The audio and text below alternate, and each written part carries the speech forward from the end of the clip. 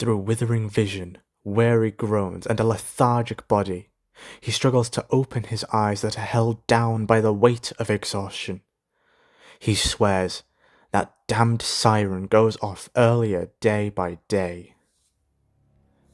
Nevertheless, despite his body compelling him to remain, his mind forces itself awake, as he knew that that siren would not stop anytime soon, nor would he wish to face the wrath of the soon-to-be arriving chamber wardens, who would ensure that anyone who was still resting would be up and out after they had finished with them.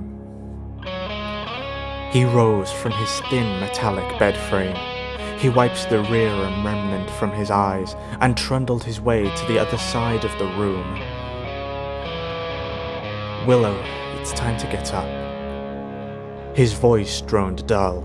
He was not the only one cursed with fatigue, as he tries in vain to wake another slumbering soul. "Willow, come on, you need to get up." Slight irritability was beginning to show in his tired state. All right. You don't need to be so brash." Willow spoke indistinctly as her face was smothered against her pillow. "You know I need to be somewhere. Any later and those chamber wardens will make us pay for your extra 5 minutes. With Willow all but awake, together they trundled toward the door and out into the corridor beyond.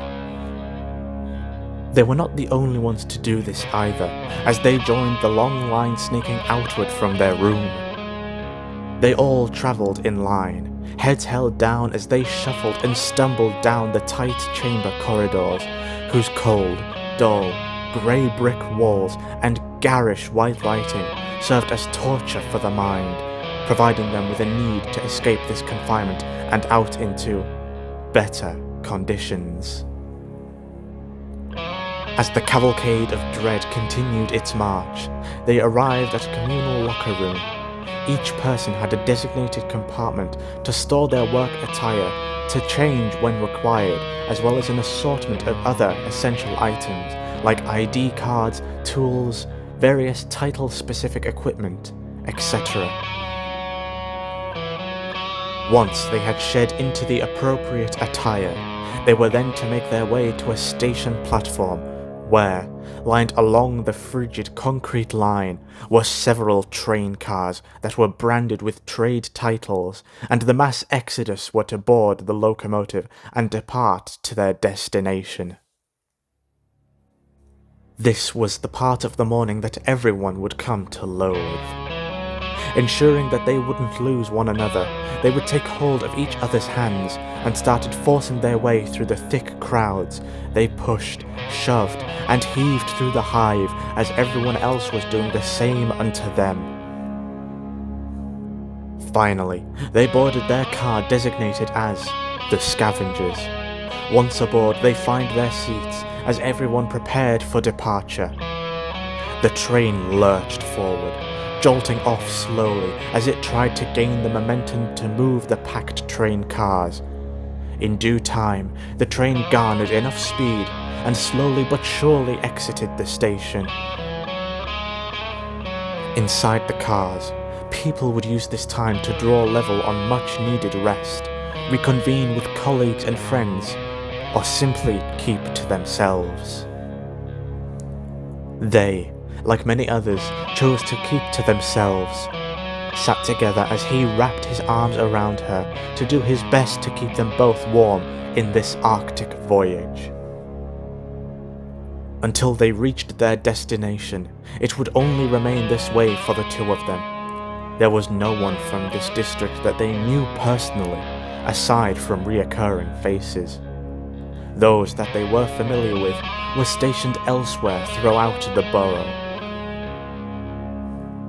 When it came to, they could feel the train begin to slow down as the screeching gears raked along the tracks. Sparks flew and an irritating grinding noise accompanied the halt. Many people braced themselves to prevent them from being launched forward by the train's gradual yet sudden stop.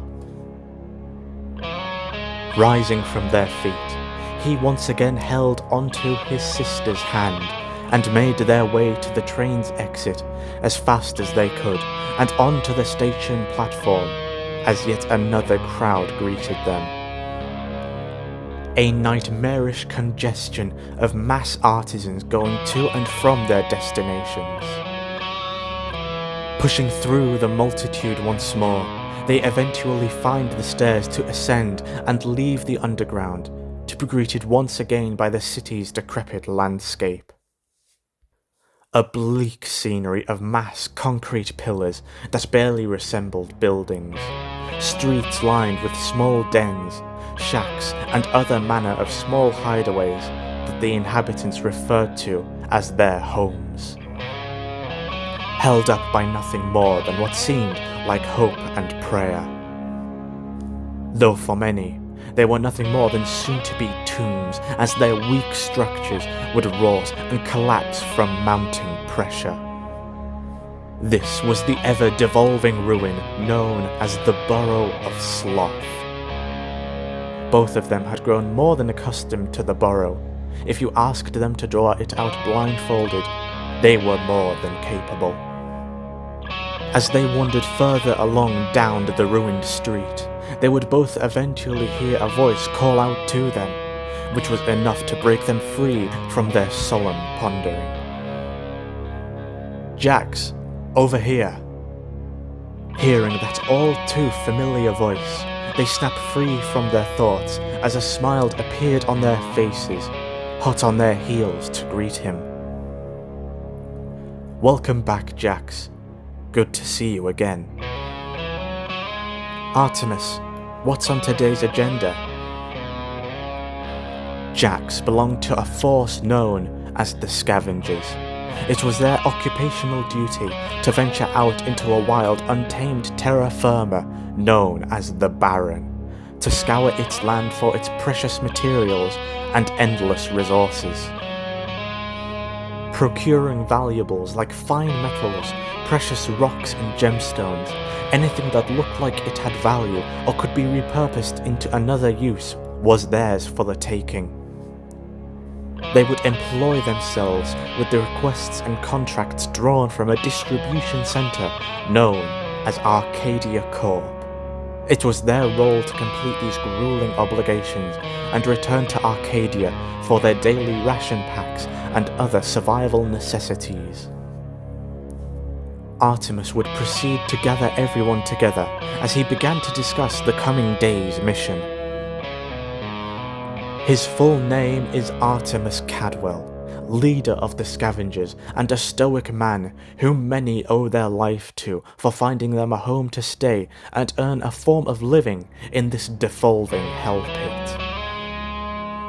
Like thousands before, Jax and Willow Caventine were siblings cast off at a young age by their birth parents, who would parlay their lives for their own prosperity.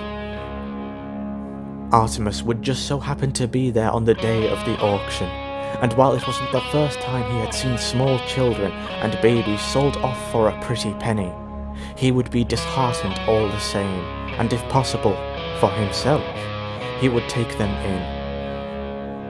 To many, Artemis was the father that they never had, and he would teach hundreds of them in the ways of survival and how to live down here in the burrow. From those days forth, he would recruit those into his arsenal of scavengers to build a worthy force that is known throughout the Burrow of Sloth. Artemis debriefed his party on a covenant that was bordering the lines of abnormal. According to the contract and the intel they were bestowed, a high-priority target had fled from the capital and had supposedly sought refuge within the Burrow, or more specifically, they were believed to be hiding somewhere within the Barren. This caused many to turn their head. Someone fleeing the capital?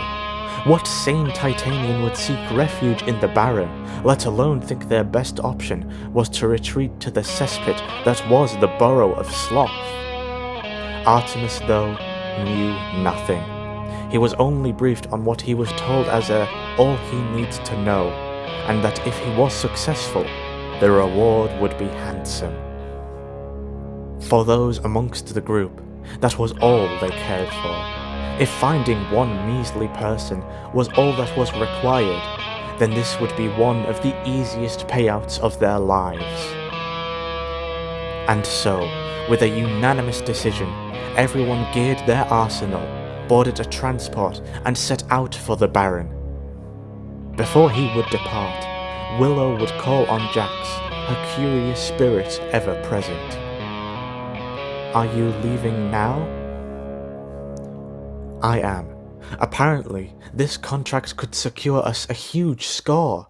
Jax fluttered with enthusiasm. "Really? Would it be enough to get us to the capital?" Willow wondered. "Who knows, but it would be a start. After all, it only takes one leap to enter the great beyond." Jax promised her, always being the one for the optimistic outlook in life's cruel game. "Really? That sounds amazing. I'll let you go then, but be careful, brother. Don't get hurt out there." Willow was far too young to join her brother on the excursions into the Baron. Its wild, harsh nature would prove enough to swallow her whole. As a result, she would remain amongst the other scavengers until Jax returned. They had lived this way since their earliest memories. Jax, being the eldest, was always the one to provide out of the two of them. Whilst that is not to say Willow was totally incompetent, her feisty, go-getter spirit could see her through troubles bound her way. Yet Jax, bound by a deep, loving care for his sister, would be the soldier to protect and return home to. For many years now, they had dreamed many restless nights of securing a profit that would ferry them into the capital of their tempestuous fantasy. A grand megapolis where it is foretold that the lights are forged from the stars themselves. Their jungle edifice forged from the mightiest steel, and where opportunity was a boundless realm. Such a description could only conjure such magic amongst their minds, running wild with the hopes and dreams they could achieve once on the streets of prosperity. Until then, however, Jax would need to shoulder another mission on his own. Stepping down from their transport, they arrive at the outskirts of the city and the beginning of the open sprawl that was the Baron, a land that stretched far and wide with several shifting alpines and canyons. The Baron was a wild, ugly, untamed canvas whose very biomass was formed from several tons of scrap material that replaced the natural earth and ground. Beneath every step did metal, plastic, and glass crush beneath the scavengers' weight to create this dystopian landscape. Here, nature was all but extinct. Normally, their operations would be to search this carcass for anything worth of value, but this time they were not looking for precious gemstones and ores, but something that seemed to exceed the worth than any of them could ever bring. The land was also home to far more fearful parlous that lurked amongst the faltering hell. Artemis, in a decision to cover ground, split his party into 3 groups of 3 and sent each out in a different direction.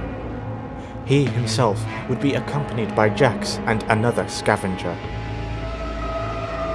They stretched themselves outward and began to probe high and low, searching deep within blackened caves to permeating rivers of toxic effluence, from the lowliest hillsides to the grandest alpines and outskirts of the grandest forests. Yet they could uncover nothing, nor could the other scouting parties report any luck themselves. None of them wished to be an avant courier, and so they decided to double back on themselves. Perhaps they had missed a crucial detail. It wasn't impossible when scouring these apocalyptic acres.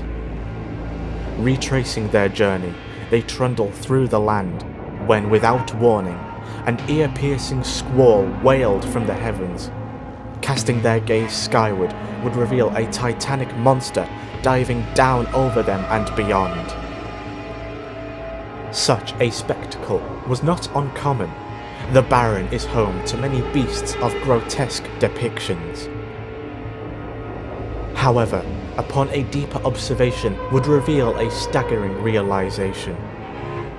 Bound tightly within its talons, a personage unconscious and cast into slumber, unable to awake to the frightening reality around them, was being carted off into the horizon, undoubtedly destined for this twisted being's nutriment. The creature had not met eyes with them, only keeping its sights on the horizon, which would serve Artemis and the rest of the scouting party a facile endeavour to follow the abomination back to its abode. Eventually, the beast would come to place itself within their twisted and fragmented nest, which itself rested high on the edge of an escarpment that overlooked the open sprawl. Scaling up the mountainside, the scouts arrived at the entrance as they stared longingly into the onyx maw, hearing distant footsteps of the creature that beckoned them inwards. This was not what they had desired, anxiety falling on them, with Artemis donning a concerned telling. Jax pondered as to what worried him so, to which Artemis only responded. If that thing wanted to eat them, it would have already done so. However, it has returned to its nest and brought them inside, which can only mean one thing: hatchlings. As everyone began to connect the dots for themselves, they too felt the same paralyzing fear that Artemis did. This mission's factor had just blown sky high.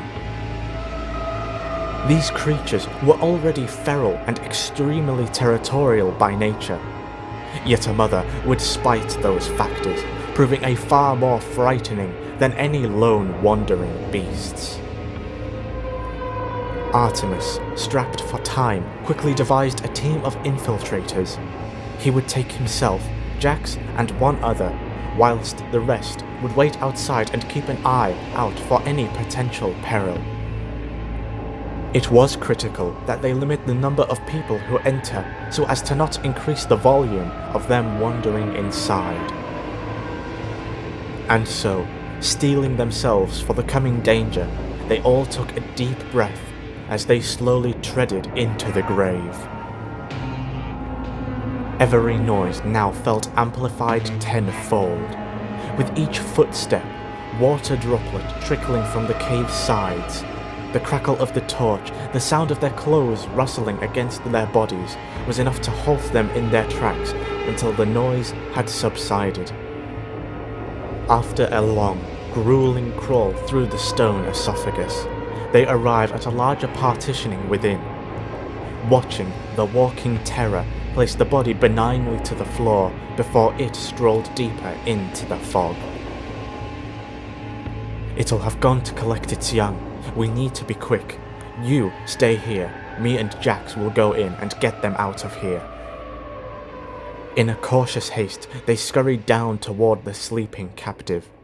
Approaching closer, they granted the opportunity to inspect their target in more detail, wanting to understand why they were anchored to the dark about their identity. It would not take long for them to master the situation, for a surface-level intrusion was all that was needed. Their regalia was born from imperialism. Colours unseen before illuminated their eyes with a sparkle, patterns and imagery delicately traced throughout the design, woven and pressed into a soft, velvety texture that permeated throughout. This was the attire of the capital world, nothing comparable to the dregs of society, wrapped within their loose-fitting cloth and dirt-painted faces. They were often referred to as kin of the damned. Before either of them made an endeavour to wake her from her slumber, her eyes begin to waver, opening to reveal the two strangers standing over her. In the blink of an eye, she went from waning consciousness to hyper and alert as she scurried backward from them until she pressed against the cave wall, unable to retreat further. With ferocious demand, she ordered to know who they were, her tone commanding with a hint of present anxiety. Artemis remained calm as he hastily assured her that they weren't here to hurt her, but to simply rescue her, to which she did not believe one word of, snapping back and proclaiming that she did not need to be rescued. "We can argue all we like once we're out of here.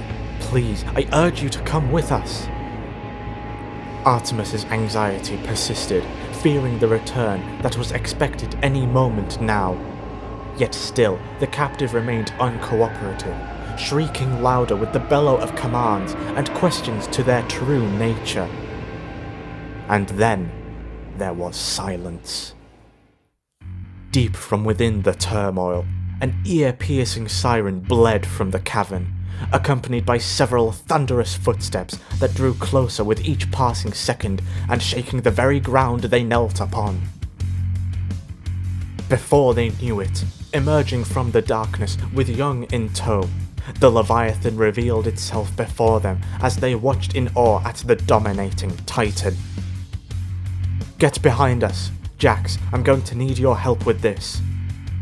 Without losing composure, Artemis commanded everyone into position, ordering the previous scavenger who remained behind to go and retrieve backup. A daunting fray opposed them as the Titans swept their extremities across stone in an attempt to deprive them of solid ground, yet their quick wit kept them from falling for such a predictable stratagem. As the two managed to carve the beasts with slashing attacks, it would be enough to draw their attention, but not enough to bring the rampaging tyrant to blood. In time's haste, the rest of the party stormed to their aid from a coordinated front against the mother, who only grew ever more enraged at the sight of the reinforcements. The fight would turn into a bloodbath before them.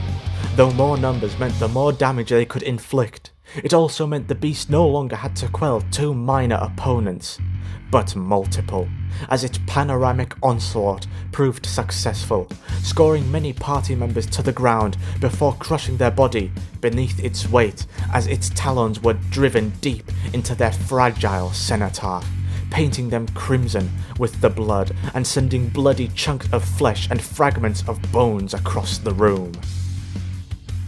Its agility was unmatched. Only 4 of them remained, as the Leviathan showed no sign of weakness or relenting in its carnage. Then, with extreme might, Artemis would be catapulted into the wall, depriving him of air and draining him of his combat ability. Without wasting a second, Jax was targeted from their peripheral and knocked him off his feet and held him between the talons of the creature. He could see the panic-stricken fate as he glared deep into the glistening iris of this grim reaper. His fate too seemed almost sealed, until 3 waves of pulsating plasma soared through the air, scorching the Titan's hide and reeling from the sharp repeated impact and releasing Jax from its grasp. Everyone, friend and foe alike, were caught unaware. They would all turn to find standing atop a small ridge, their captive stood dominating before them, with steel pouring from their eyes. A warning that spelled out a tamed rage just waiting to be unleashed. She then turned her weapon onto the young, who were hidden behind a small outcrop. Several silent seconds streamed through the air, causing tension to run thicker than blood. Her gaze served as a warning to the behemoth. Leave now, or I fire. Whether the creature recognized this unknown power or not, it retrieved its young and dashed for safety deeper within the catacombs, saving the wounded from a gruesome fate. Caring not for himself, Jax ran to Artemis to check on his condition, Though he was roughed up well, it was nothing he could shake off as he returned to a stable footing before he made his way to know the status of his comrades. Leaping from the ledge, the young woman lands gracefully upon the granite surface. Withdrawing her firearm to her waist and leaning nonchalantly against the wall, remaining patient for Artemis to finish his inspection. Jax, meanwhile, would take this opportunity and approach her directly. He wasn't sure where to start. So many questions ran through his mind that it was difficult to pick one. Did you flee from the capital? Upon hearing his question, her gaze snapped toward him, commanding to know how he could possibly know such knowledge. What was meant to be a simple back and forth turned into an interrogation. Hey, calm down. We simply received an order that someone had fled from the capital and wound up in the Barren. Speaking of, why on Titan would you seek refuge here? Jax questioned her strange nature. You think me a fool? You cast me insane to think I would take my heels amidst this abode of damnation? No! Should I have possessed the knowledge, I would have not been caught unaware. She retorted back at him in a harsh tone. Her speech was strange. Jax had never heard anything like it before. She was well-spoken, disciplined and orderly. She kept herself appropriate and without vulgarity, yet she was more than capable of serving her own wrath. Before either of them could derail into conflict, Artemis intervened and took the reins of the conversation. He admitted that while they were looking for her, as asked for by their contract, Artemis found himself curious as to why she had fled from safety and luxury of the capital and ended up all the way into the depths of rock bottom. The young woman seemed as if she was willing to talk, perhaps to clear her side of the story before she is falsely reported. Though before any of that could happen, they first needed to find a safe space to have a long, informed discussion between them all. And so, after retrieving the dead and making small makeshift tombs from the rocks scattered around them, they give their farewells to the fallen as they make their way outward from the nest and attempt to seek out solace.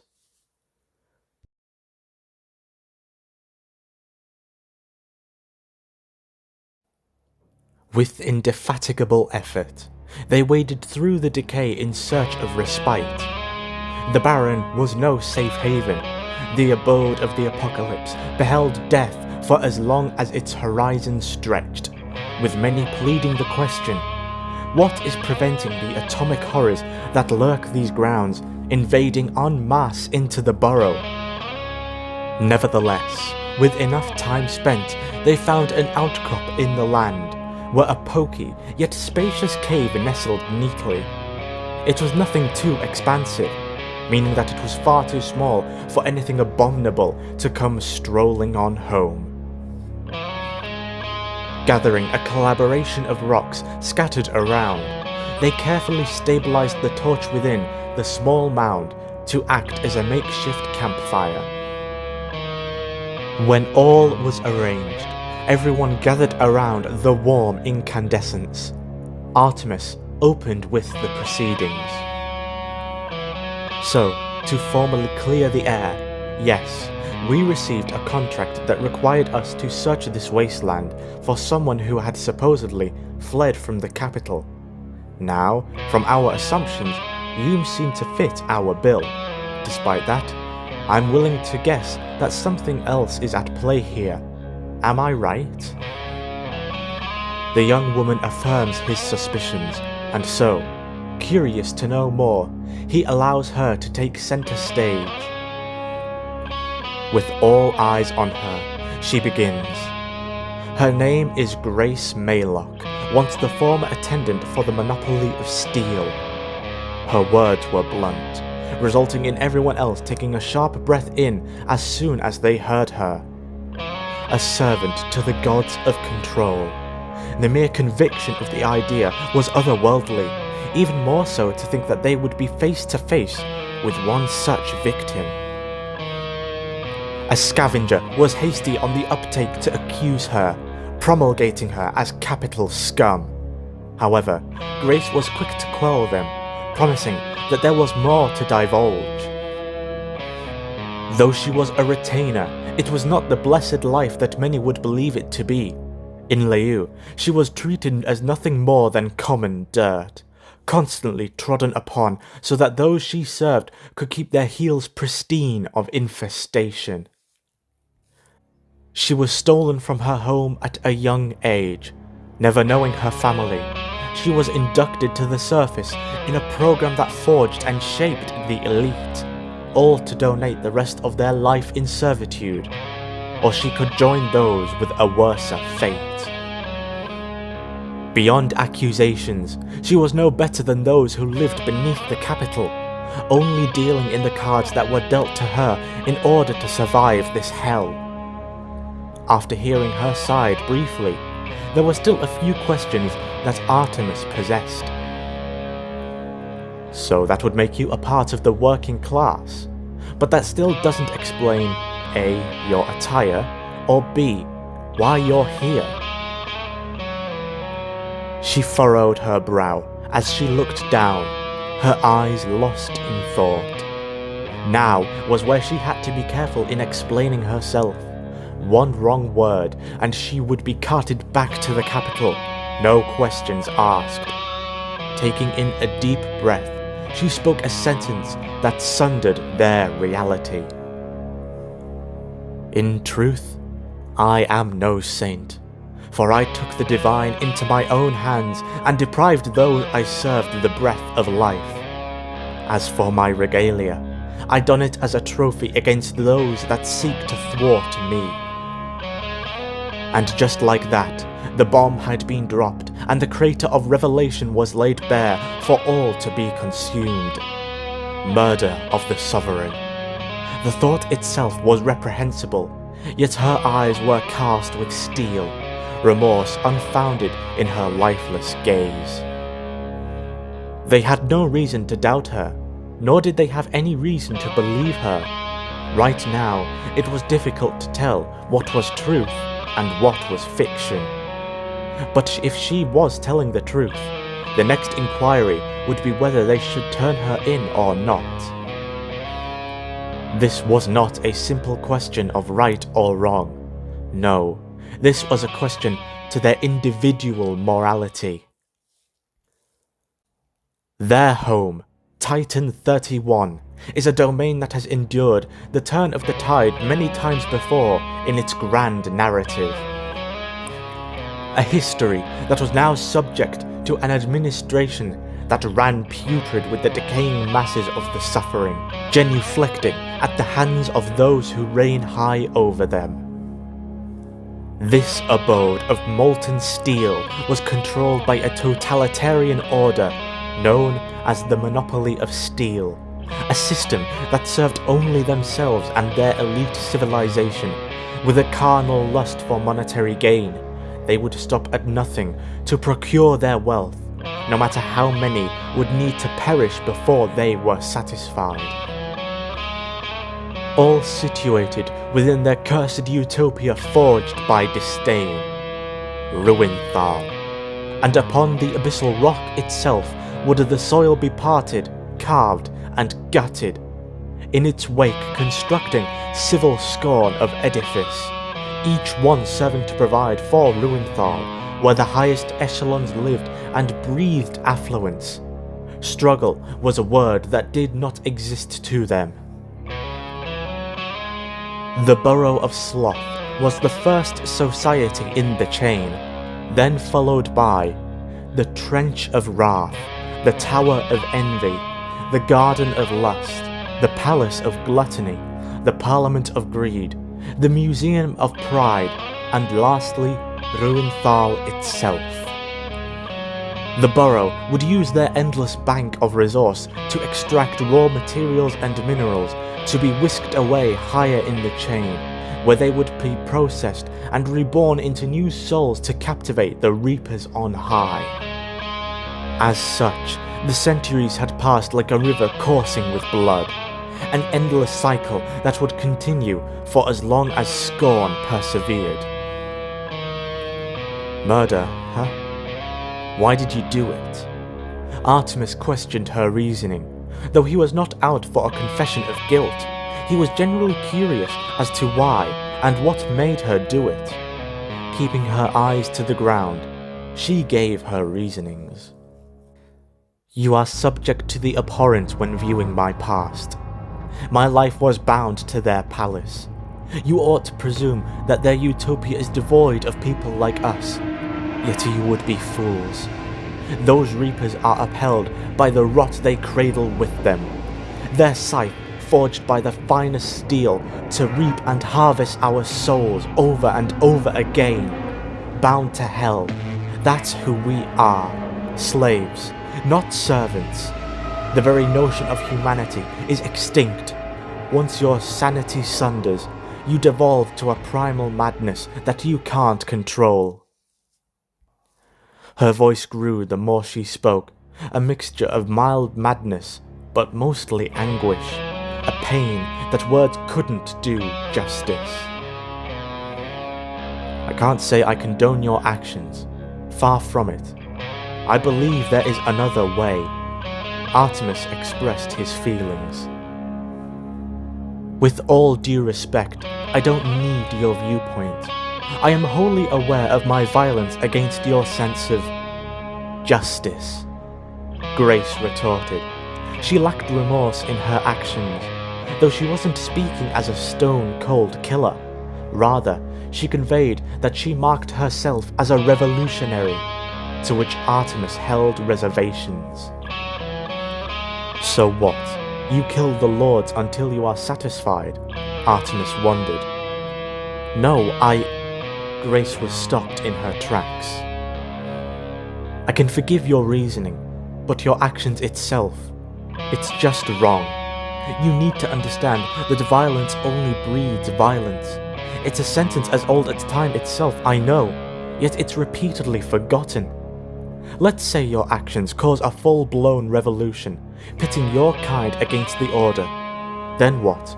You provoke a war that would only end after years of bloodshed, and who's to say that it's your kind who are successful? His words cut deep. For the first time since they had met, Artemis had caused her to stop and think before she spoke again. He wasn't trying to present himself as a saint, someone who was above law and morality. Far from it. Even he had thought about taking action against those that oppressed them. But equally he knew that the consequences wouldn't be worth his seconds of euphoria. Instead, he thought that if action had to come, it had to be done right, not through blood and war, but by standing as many against the one. My apologies, I am not here to condemn you. After all, I have no idea what you have endured, but perhaps you understand the severity of your actions. After Artemis finished speaking, the cave fell silent.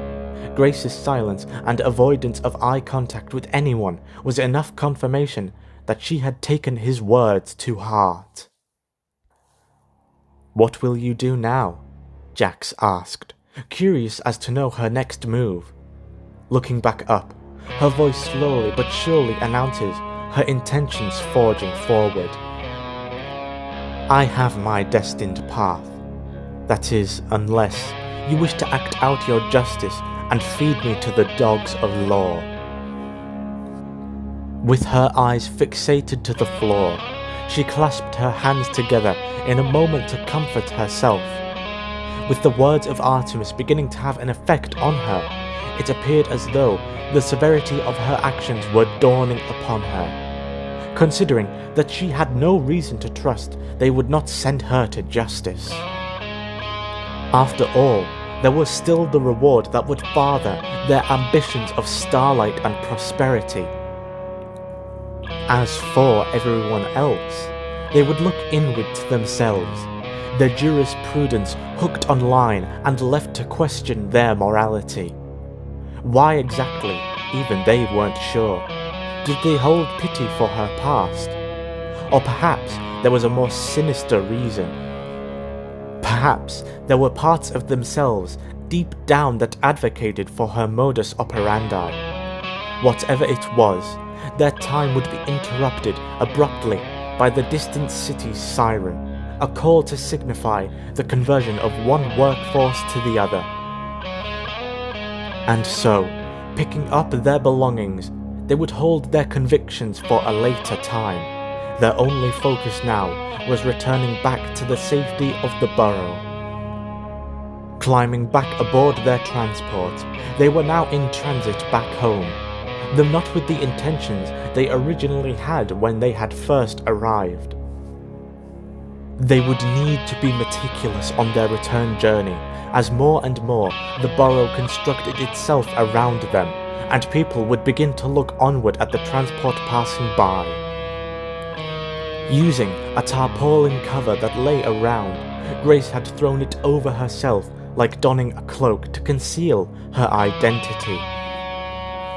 As the transport entered the city limits, it halts at the depot, and one by one, they all stepped down and proceeded out into the central square, where a rather strange mass of people was coagulating around the centre. Alongside them, an unsettling collective of military transport and supplies were being unloaded. Militia troops began pointing their weapons toward the civilian mass as booming voices commanded them to move back and set a perimeter around one vehicle in particular. Then, smoke began to plume from the transport as the release mechanism had disengaged, and the door ominously lowered into a ramp to allow those inside to flee outward. One by one, more militia personnel stepped out to ensure the area was safe. When they confirmed it was, one of them called back, "Perimeter secure, you can step down, Your Highness." Several clanging footsteps reverberated from the transport, following by the command as out from the vapour revealed an unanticipated arrival. Displayed in royalty, the Lord of the Borough of Sloth himself, and the great sinner of sloth, Gozax Pricknixis, a feline-like visage plodding along at his own pace. With royal robes draping to the floor and gracing the ground he walked upon, his slender figure and lackadaisical posture were not what many pictured him to be. Nevertheless, it mattered not what the people thought of him, for he cared not for the thought of common street vermin. As he wandered, he caught sight of Artemis, and in an unexpected approach, he began to make conversation with him. "Pray tell, would thou happen to be Artemis Cadwell?" His voice matched his appearance, lacking personality, as if he was preserving his energy and only giving what was needed to uphold the narrative. "I would be. How can I help you, Your Majesty?" Artemis stood firm before Gozax, folding his arms. He spoke with a calm demeanour, but made sure his posture conveyed that he was not to be taken too lightly just because he was speaking to a lord. "I was directed unto you. A man of your prowess would be able to help me rectify our situation," Gozax proposed to him. "You see, an incident has occurred in the capital, and what we're searching for was last reported down here in this place." He finished with a deadpan expression and a slight disdain of his current situation. "An incident in the capital? I have no idea what you're talking about." Artemis feigned ignorance, however, as if someone was watching their conversation from afar.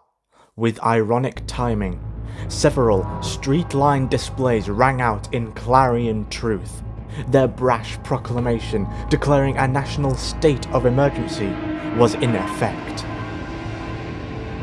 A monotonous voice festered through the denizens, a guttural drone that permeated their spines with convulsion. Ringing out to the societies scattered, they displayed without shame terrorism in its finest showing. Static lines festered the screens before flashing a grotesque, malformed and mutilated corpse, swarmed in the red oil that flows through all souls of the machine. Their cadaver littered with the aggression and deep-rooted lacerations of cold steel against warm flesh. What was portrayed was far from a back-alley misdemeanor. No, this was a cold and calculated assassination against the purveyors of scorn. Dear God. Artemis was fixated toward the display, words failing to articulate the horror that was shown before them. Whilst he himself was no advocate for the government, considering who he was in the society's food chain, he nonetheless was stricken down with consternation by what he saw, as it seemed that everyone else around him shared in his dismay. A wave of disbelief took a choke hold of the civilian mass. Personally, I couldn't care for her, but apparently it's my duty to find this terrorist and apprehend them. I was hoping you would help me with this matter. You control the scavengers, meaning this should be an effortless posting for you. Returning to the present from the haze of disturbance, Artemis looked toward Gozax. Whilst he understood why he was asking for help in finding the culprit, he was perplexed as to why he thought a pitiful civilian such as himself would help a mighty lord. And why should I help you? You understand who you're asking, right? As soon as he finished speaking, Gozax scoffed in vexation. Turning to face a militia guard, he affirms the order. Walking toward Artemis, they smite him in the stomach before delivering a blunt force to the back of his cranium, sending him to the floor. In an instant, Jax knelt by his side and placed his hand upon his back for support, all whilst Gozax snarled and issued a threatening decree for them to heed well. I do, and it would do you much good to obey my orders. Locate this terrorist and bring them before me, and I might just reward you for your obedience. Declaring an end to their negotiations, Gozax swiftly turned around. His heels kick up dust as he trundles back to his transport. Followed by his entourage, he retreats to his quarters to mull over his assignment designated to him. Upon his egress, Artemis stands back to his feet, gritting his teeth as he grimaces through the pain. Finding his ground, he slowly turns to Grace, his eyes reading one question. What have you done? Grace only responds by pulling the tarpaulin cover further over her eyes in response, shadowing her in mortification. The day had drawn on long enough.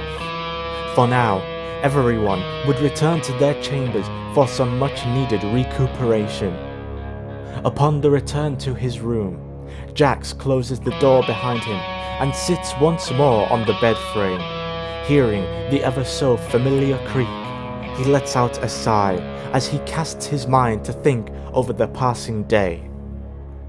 So much had happened in the span of a few hours. A capital escapee, murder of the sovereign, the entire city on lockdown, and not forgetting the all-important question of whether or not they are to hand over Grace to the authorities, or should they harbour her for further gain. With his arrival, it would not take long for Willow to notice her brother's fatigued state as he lay there amidst desolation. Are you okay, brother? I'm alright. It's been a long day, but I'll be fine. Jax was always one to mask his exhaustion. There was an innumerable mass who relied on Jax as their shoulder through the boulder, creating a persona who carried the burdens of others so that one more smile may wake amidst this world that denies them such a right.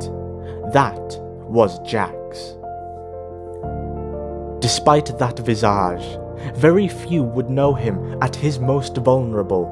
When the lights would fade and the curtain falls, he would often find himself alone amongst his own demons.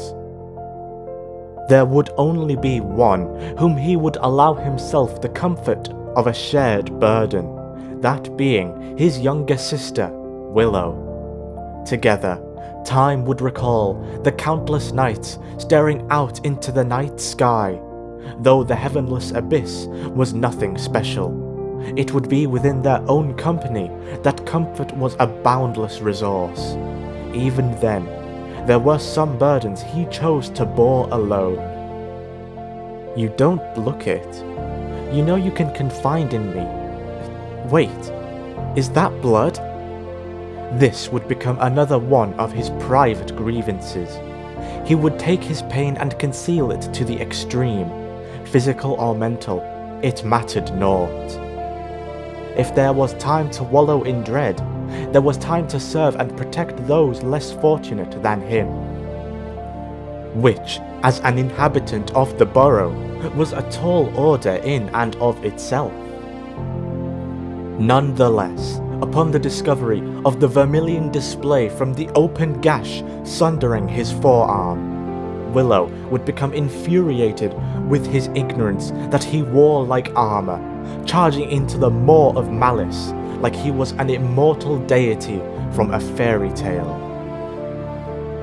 You get hurt every single time. When will you look out for yourself for once? She questioned his madness. Looking out for myself won't get us out of this hell. Jax reasoned. Partially, he was right. The obligations he undertook from Arcadia weren't for his own benefit, nor the betterment of his health. They were the only way he can earn a passive income whilst they remained, and until they inherited sufficient funds, he would remain bound to this endless cycle. But it will all be for nothing if you're not there with me. I don't want to escape this place alone. I don't want to be alone. I can't continue without you. His continuous, nonchalant attitude towards his own health was becoming upsetting for Willow. Her brother was all she had left in this life, never knowing their parents nor further family beyond him. This world was far from benevolent, and its denizens were far from afraid to use those around them to propel themselves up the chain before they offer a hand to anyone else. The only commodity that saw her waking to the hardships they faced was the connection she and him both shared. Without either of them, they would be lost to this world of cannibalistic pariahs. Recognizing his selfish perspective, he wrapped his arms around her, pressing her head against his shoulder with delicate care as he whispers softly to her. You're right. I'm sorry. I understand that I'm becoming selfish. I'm not going anywhere, okay? His words were enough to tame her anxiety, her tears subsiding and her breathing calm. She trusted his words and made him take an oath to this promise. Chuckling to himself, he nonetheless made the promise. If it made her smile, he would stop at nothing to see it at least once a day. Before they would part for the night, Jax would intrigue her with chronicles of the passing day, tales of battle against ferocious beasts of carnal nature, and the meeting of a new wanderer in this dystopian vagabond.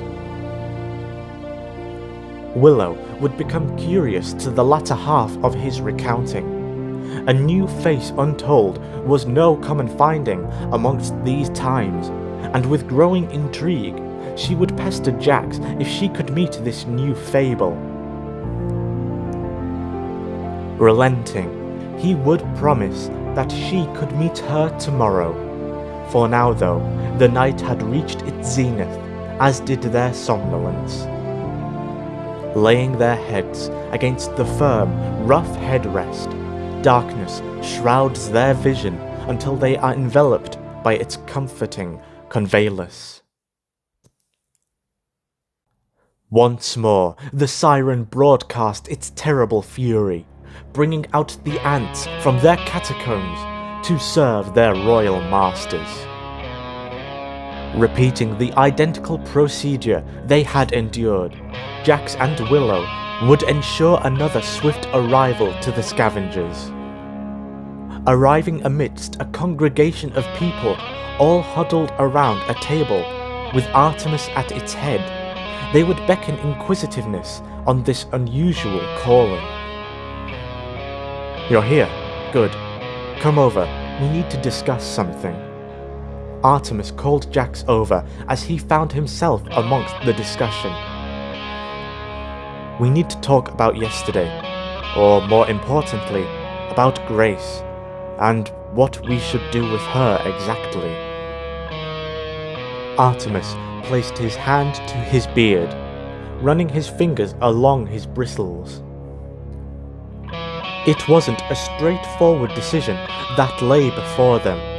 This was a precedence that required all hands on deck, where everyone was free to divulge their beliefs on the matter of potentially grave importance. "Wait, have you told them all about this?" Jax noticed the abnormal amount of people gathered around who certainly weren't with them on yesterday's peril. Artemis affirmed this notion. It was important for them to hear, considering they were the ones being assigned this task of finding the culprit. And so, free of surveillance, everyone gave their thoughts on the matter.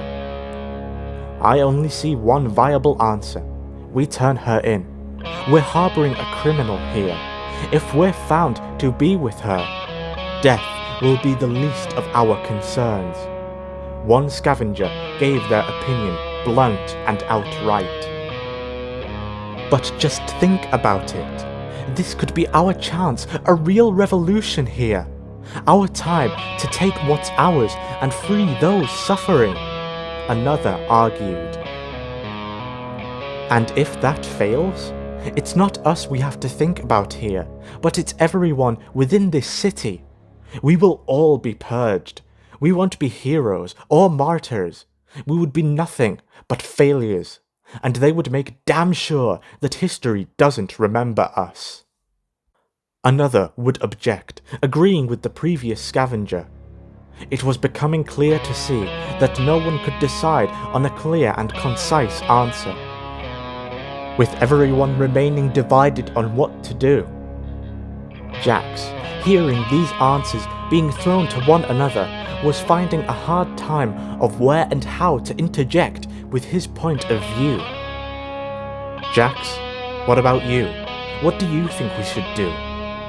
Artemis noticed that Jax was becoming uneasy. With his arms fixed and palms pressed firmly against the table, it was clear to see he had something on his mind that he needed to let loose. After being caught off guard by Artemis's query, Jax hastily and blindly blurts out his answer. "She should stay. I understand what she's done, and I'm not here to theorize on whether she was right or wrong, but I think she could help us. I just think that handing her over, it would do more harm than good." Jax laid his views on the table. After which he did. Everyone then took it in their own time and mind to weigh the options. Perhaps Jax was right. Maybe handing her over would do more harm than good, though likewise, keeping her would certainly prove them harm. It seems we all have our opinions. So, how about it, Grace? What should we do with you? Artemis unexpectedly calls from across the room. Bewildered, everyone turns their head in amazement as to their discretion. Out steps Grace Maylock. Concealed behind a wall, she had heard every word uttered amongst them all. You had her listen in on us? One scavenger proclaimed their dismay. No, I didn't. She's just bad at hiding herself, Artemis remarked sarcastically. It seemed that he knew perhaps all along, but allowed her to listen in on the discussion and have her see what her options were. To which now Artemis turns the question onto her. What should they do about her? Stepping forward, she stands before the congregation and begins to explain her side once again. Well, I owe you all my gratitude for granting me amnesty so that I may proclaim myself. Whilst many of you are more than willing to parlay my life for instant succession, I could promise you that harbouring me will prove far more than beneficial for you and for your home city. Grace proclaimed, her words cold and to the point, comparable to yesterday's merciless vigour. Whilst the jury became infatuated with her words, Willow would observe their congregation without getting involved herself. In this moment, she would draw her eyes onto Grace Maylock. For the very first time, and in that same instance, a deep repulse brewed inside her, the very presence of this newcomer creating a palpable atmosphere around her. What if I promised that with my help, we could take down Gozax Precnixis without failing in the process? Upon hearing her plain-spoken declaration, a desolate bolt from the blue struck the room, filling them with a pondering silence. The allure of temptation permeated the room with a hypnotic fragrance, drawing their minds into devilish desires of their own. If her words were true, that she could execute this mission without causing a genocide in her wake, then this would truly be the opportunity of their lifetime. Even those who radiate doubt found themselves considering the possibility. With their appraisal scrutinizing my whereabouts, it would provide us the ample opportunity for such an operation. Their patrols will find themselves preoccupied within the city itself. They would not dare to think anyone would infiltrate their most sacred. Yet what they don't know is that it is we who dare.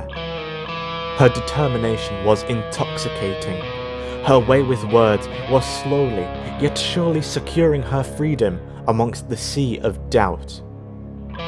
There is a monolith that connects this rock of scorn, a gargantuan network enshrined inside what you all know as Arcadia Corp.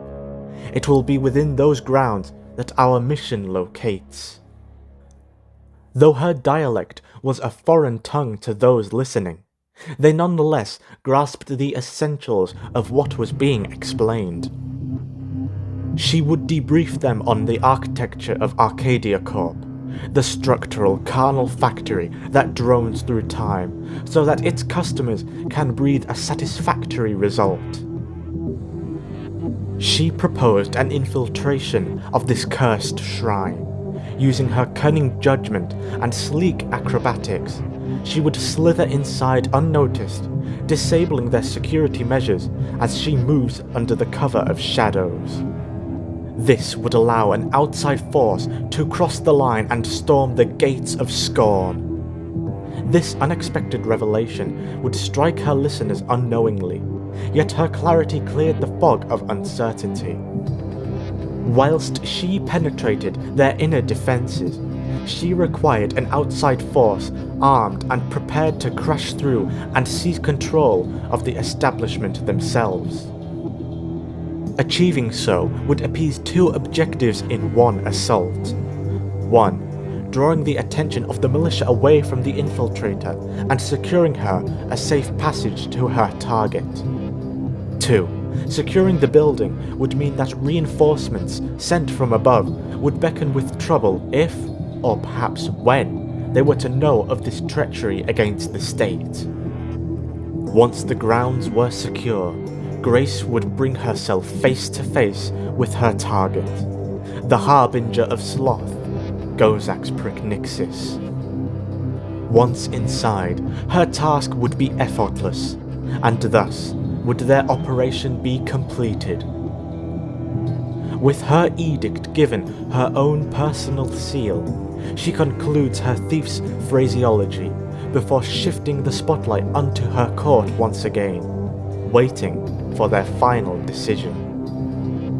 Everyone begins to simulate their own rendition of events, generating their own depiction of events using her scheme. Whilst they all differed in the exact execution, they nonetheless were drawn to the same conclusion, that the night's end would end in their victory over Gozax Pricknixis.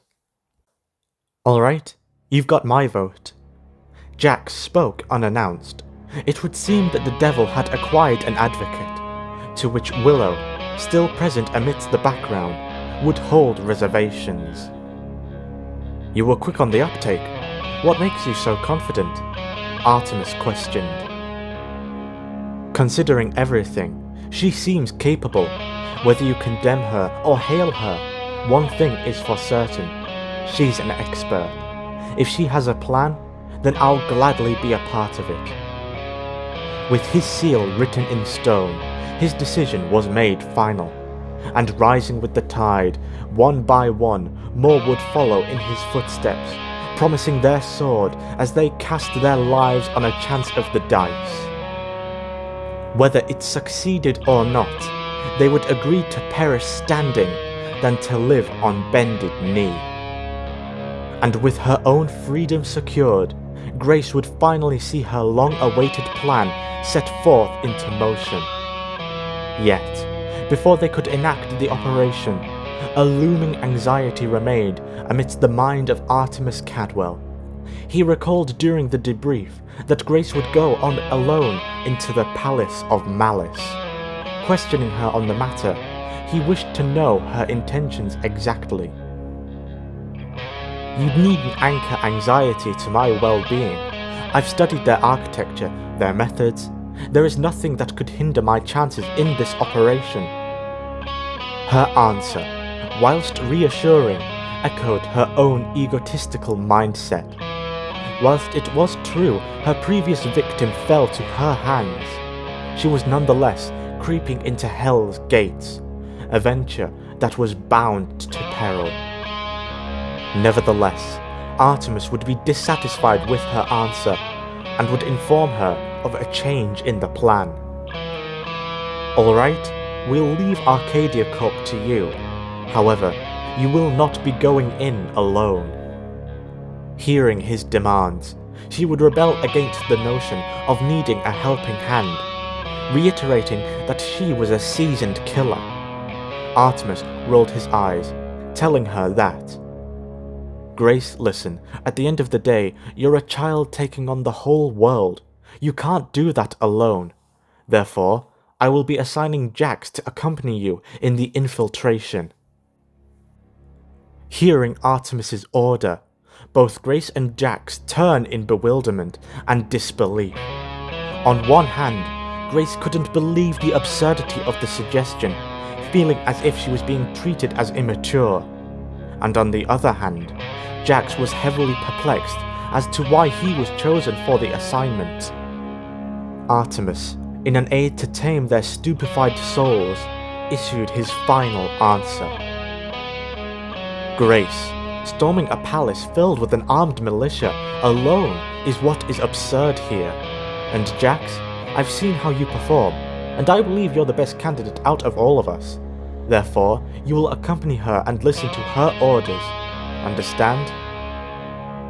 Grace began to implore Artemis to rethink his decision, but standing his ground, he remained steadfast and would not reconsider. Now, with all said and done, they were ready to begin the operation. While Artemis and his fellow scavengers prepared their arsenal, he ordered Grace and Jax to head out for the Baron, where they could train and learn to get along with each other, much to their dismay. If this was truly the beginning of a journey to conquer destiny, their foundations weren't exactly on firm grounds.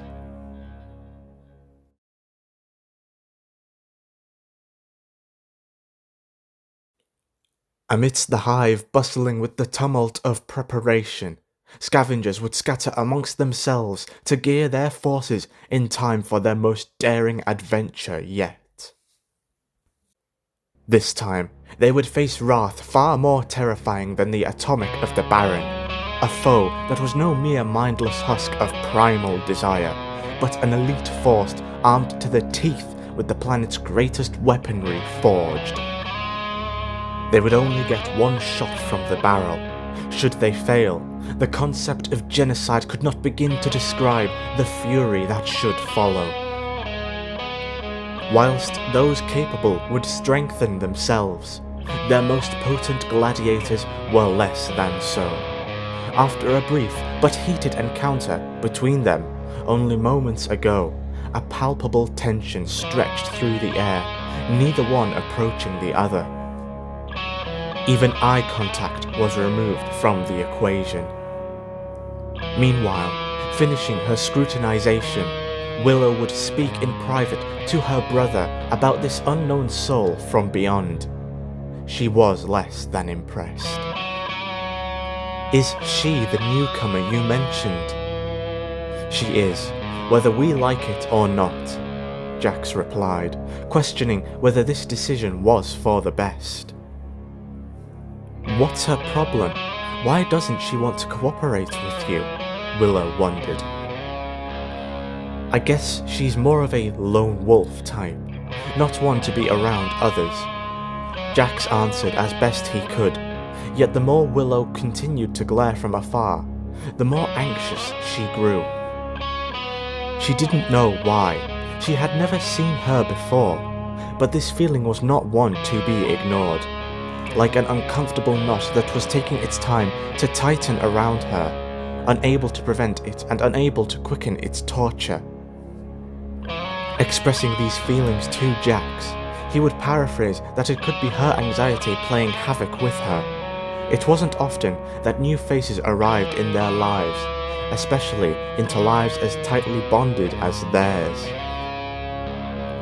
Whilst she wasn't sure that was the sole cause, she agreed that it was a plausibility for her feelings towards her and would nonetheless move past the issue. With time passing, Jax would need to be on the move to the Baron, lest he further upset his new business partner.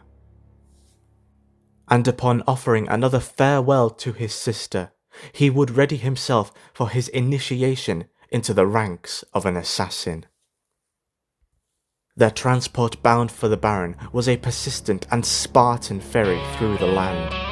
A still dread hung between Jax and Grace.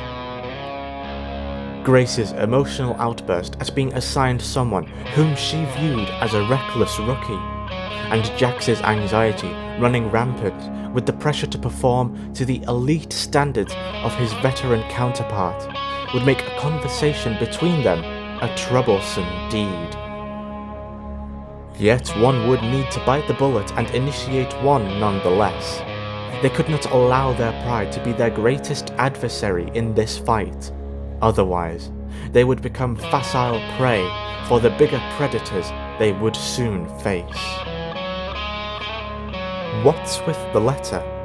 Jax was the first to speak. He had noticed that Grace had her hands clasped around a worn piece of parchment, and would further notice she had her eyes locked to it the entire time, her eyes darting between line after line. "Our demands from Artemis. His wish is for us to eradicate an encampment of burrow blights. Do you know this madman's ramblings?" As soon as those words were spoken, a lump formed in Jax's throat. Burrowblights are a devolved and ragged race housing a cenotaph of primal bloodlust. In the Baron's earliest recollection, a toxic, chemical waste flooded its plains due to ignorance on behalf of those discarding their effluent and grimy remains of possessions that were deemed as unfit for further usage, resulting in the air becoming shrouded in a vile toxin, and in due time would grow so vast that it spread to the outskirts of the early settlements that would become known as the Borough of Sloth. This corroding phenomenon eroded the minds of all who fell under its toxic majesty, and eventually, with no mind or conscience to drive their being, they had resolved to their primal and animalistic nature to survive, gather, and kill. As such, they became extremely territorial and did not take kindly to outsiders, or anyone who looked different to them for that matter. Artemis knew that such a bold-faced threat would require their teamwork, lest they be fodder for their savage foe. A byproduct of the surface world, no doubt. No matter, they have chosen to discard their humanity. As such, they shall be an effortless challenge. Grace responded with thoughtless care. Don't be so immature. They'll kill anyone who isn't of their own. Though, it's not our only anxiety to contend with. He would further divulge that because of their foes' dependency on their maliceful nectar, their numerous abodes were surrounded and swamped with toxicity. As such, anyone wandering without specialized gear would find their very flesh turn to molten slag, their bones wrought, and their organs combusting from the ensuing heat. Jax pressed his hand to his cheek, wondering how they could achieve this feat without the specialized equipment. Though this worry would be short-lived, for as soon as he finished, Grace pulled back a layer of tarp to reveal 2 specialized biohazard protection suits, ready and waiting for them to adorn and to trespass into lands that their beholders protected with tribal ferocity. As time passed, they would soon enough stumble across their encampment of Burrowblights. There they would find their ravaged and torn rivals standing in their way. Curious as to know their objective, Jax would ask, "So what do we need to do exactly?" According to our edict, disrupt their efforts and secure our forces a future safe passage through the Baron. Seems simple enough. As the two continued to observe their target, Jax would identify and inform Grace of several key installations that, if deprived of, would prove challenging for future use of the camp, making it enough to stop further attacks on the scavengers. These included weapons depots, stables for their battle fauna, as well as small individual homes for these mad men. Removing these from their adversaries would surely prove that they could work together competently enough to undertake a trial to the grave. Alright, how are we doing this? Jax turned to Grace for directions, which to her surprise, she did not expect. "You seek my advice?" she said with a puzzled expression. "You're the expert, no? I figured with your experience you might have an idea of what we should do," Jax reasoned. "Very well, our first priority will be those stationed sentries." Grace pointed out to several sentries dotted around the encampment, stationed on small vantage points which they would use to observe their surroundings, protecting their home from would-be invaders. Meaning prior to any infiltration, they would be their first call. But before Jax could move out, Grace stops him in his tracks. Wait, we'll need to establish our code names. Code names?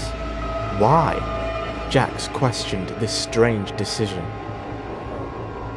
Whilst these soulless husks won't care for our names, when we invade Arcadia Corp, there will be all manner of security. As such, we need to keep our identities secret so that outside of our operations, we aren't having to watch over our backs. For example, mine is Rogue. Simple, yet possesses the power of one who brings ruin to an empire.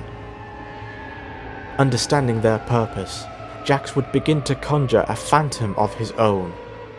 Weighing his mind, for him, there was only one clear contender. Then, I'll be Martyr.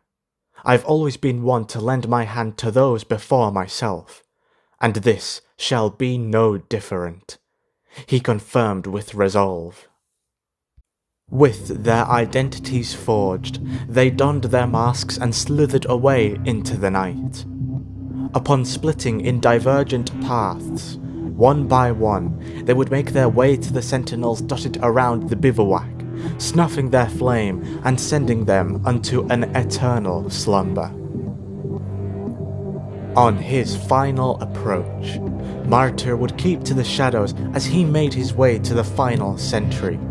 However, a lack of care for his surroundings would reveal his location, as his foot is caught on a small rock fixated to the Titanian ground, sending him off balance. This commotion was enough to gain the unwanted attention of the sentry, who prepares to bellow a primal call before they would turn their spear onto Martyr. Martyr would stumble backward as he makes a desperate yet futile attempt to get back on his feet, but to no avail as he is unable to plant his feet firmly to the ground. Making ready to fend off his would-be attacker, he readies himself for the charge, until abruptly, a small yet searing pulse of light soars over his head, being absorbed into the burrow blight, and in turn sending them to the grave. Still grounded, Martyr turns around to reveal a disappointed Rogue, who was not at all pleased with his careless nature that not only nearly cost them their element of surprise, but also his own life. If we're doing this, try not to be an idiot about it, okay? Rogue scolded Martyr for his mistakes as she helped him off the ground, whilst he insisted that he didn't do it on purpose. Rogue reiterated that a stunt like that would cost them dearly in Arcadia. If he wanted to work with her, it seemed he had to learn, and learn fast. Nevertheless, now that the sentries had been dealt with, it was time for them to turn their attention toward their objectives. Observing the encampment closer, Rogue would catch a detail that became of great interest to her. Those buildings, what is their construction? They're made of tepth. Why? Martyr replied. Tepth is a brittle, desiccated straw-like material that can be woven together like tapestry, creating a substantial blanket that can be used for a myriad of tasks. For Rogue's keen intuition, they were used as a roof construction for the encampment's buildings. They beheld the perfect conditions, whittled, bound together, vast in its sprawl. Without speaking her mind, she told Martyr to follow and stay close behind. Setting off from the ridge, the two would glue themselves to the outskirts of the campsite, as they took extreme caution not to be noticed by the dwellers. Following her trail, she would lead them to the barnhouse which within held the fauna. With an eager smile widening across her face, she failed to inform Martyr of her plan, further leaving him in the dark. All he was instructed to do was to retrieve a torch that rested along the campsite's borders.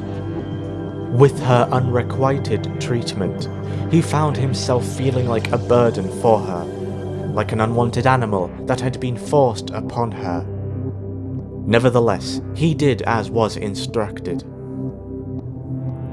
Inside the stable, the creatures would notice Rogue wandering uninvited into their home, yet due to their lack of care, they would make no commotion to her presence.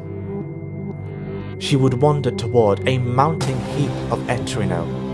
Like tepth, it is a dry and flaky substance that was used to fuel the creatures belonging to the Blights.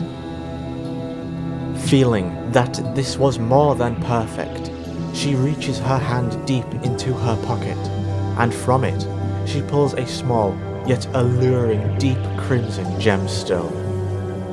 She knew all too well the volatile power housed in such a modest and unimposing crystal, as she places it amid the etrino, a small mischievous smile escaping her as she does so.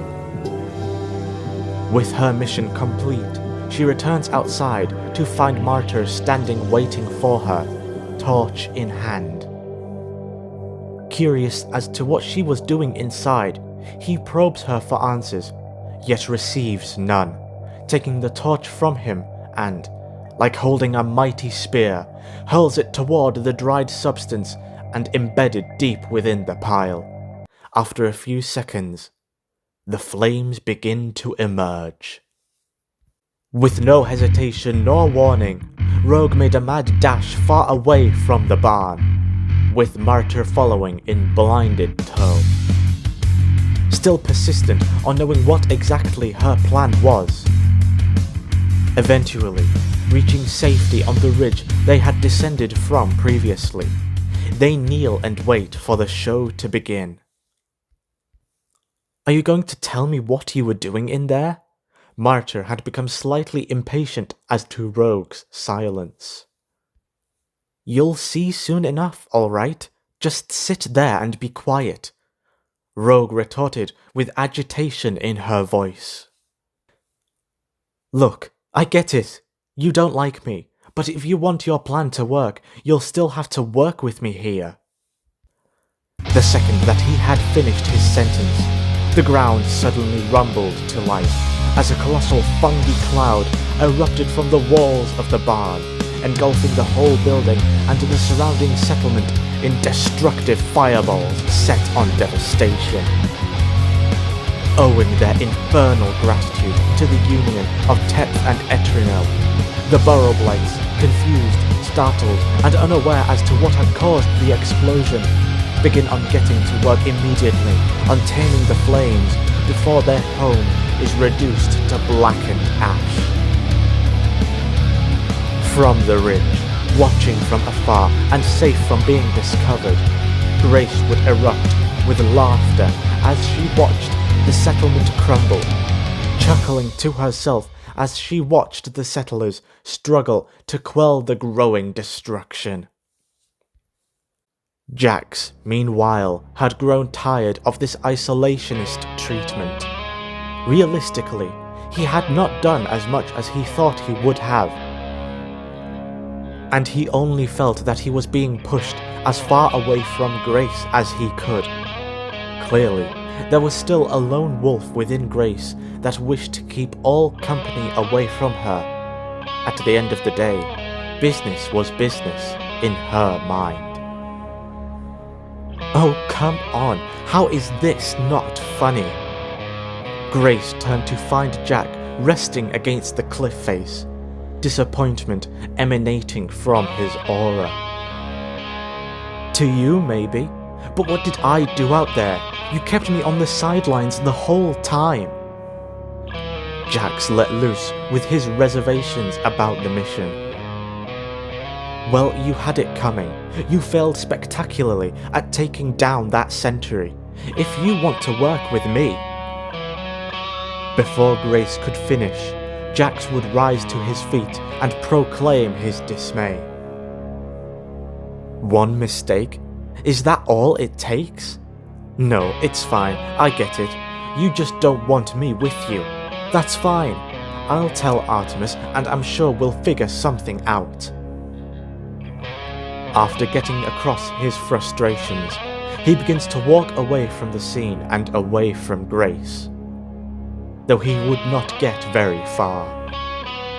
Jax, wait! Grace's voice calls to him from behind, though it was not her typical snide tone, but rather, it spoke with sympathy. It seemed that she had recognized how she was treating him, expressing to him her difficulty she harbored with people, how her inner isolation yearned to drive all others away from her. She wished that she could change, yet she felt helpless against these historic tendencies. This was different. Though he had not known her long, Jax could tell that she was speaking from her heart. It seems that she really did have remorse for her actions and was prepared to make a change. Perhaps they had both judged each other too harshly. Jax turns around, fully to face her, and slowly begins to walk back, now standing only a few meters apart.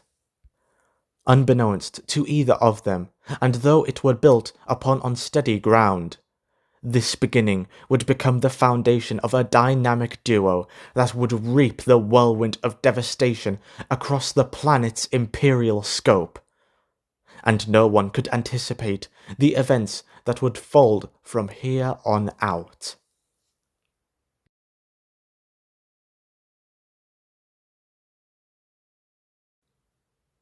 Artemis stood perturbed by the entrance to their base, leaning for support and arms folded. With each second that passed him by, anxiety twisted knots into his stomach, and as such, he began to reconsider his assertive tone. Perhaps he was too forceful, sending them on a mission, forcing them to become friends. Just the two of them against a well-known, deadly, and feared threat of the wasteland. Had he cost them not only their lives, but their only chance of freedom? Succumbing to the anxiety, he would cave in and speak. It's no good. I'm going out to find them. They'll be fine, Artemis. Besides, you did the right thing. Those two needed to learn to get along. One scavenger tried to settle his nerves by echoing that he made the right choice. Maybe, but we know so little about Grace, and she did not like the idea of being paired with him. I wouldn't blame Jax for separating and walking his own path. He theorized on one of the many possibilities that ran rampant in his mind. I wouldn't say so. Jax is one of the most understanding guys I know. If anyone could remain calm against a stone wall like Grace, it would be him, the scavenger reasoned. The two continued to hypothesize on what could have transpired between them to delay their return, as the scavenger incessantly tried to comfort Artemis, preventing him from marching in a moment of brash choosing. Though as each second hauled on the clock, Artemis's angst only grew to encapsulate his whole spirit. Then, only moments hitherto Artemis forging ahead for himself, over the horizon, they would both witness a transport rumbling along down the street. As it got closer, two figures began to emerge from the passengers' holding, and prepared to disembark.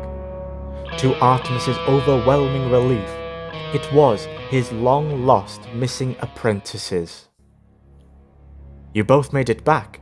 How did everything go? Artemis felt himself holding back from bombarding them with an interrogation about what happened. What kept them held up? Were they hurt? Nevertheless, he left those topics to be assessed later. For now, he felt it best to get their immediate bearings. Well, I'll admit, he's an amateur. Yet I too possess faults of my own. I believe that with some patience on both our ends, we can work together as a team. In a moment that surprised all present, Grace would admit to her own faults, whilst simultaneously, Jax admitted that he too shared his own mistakes.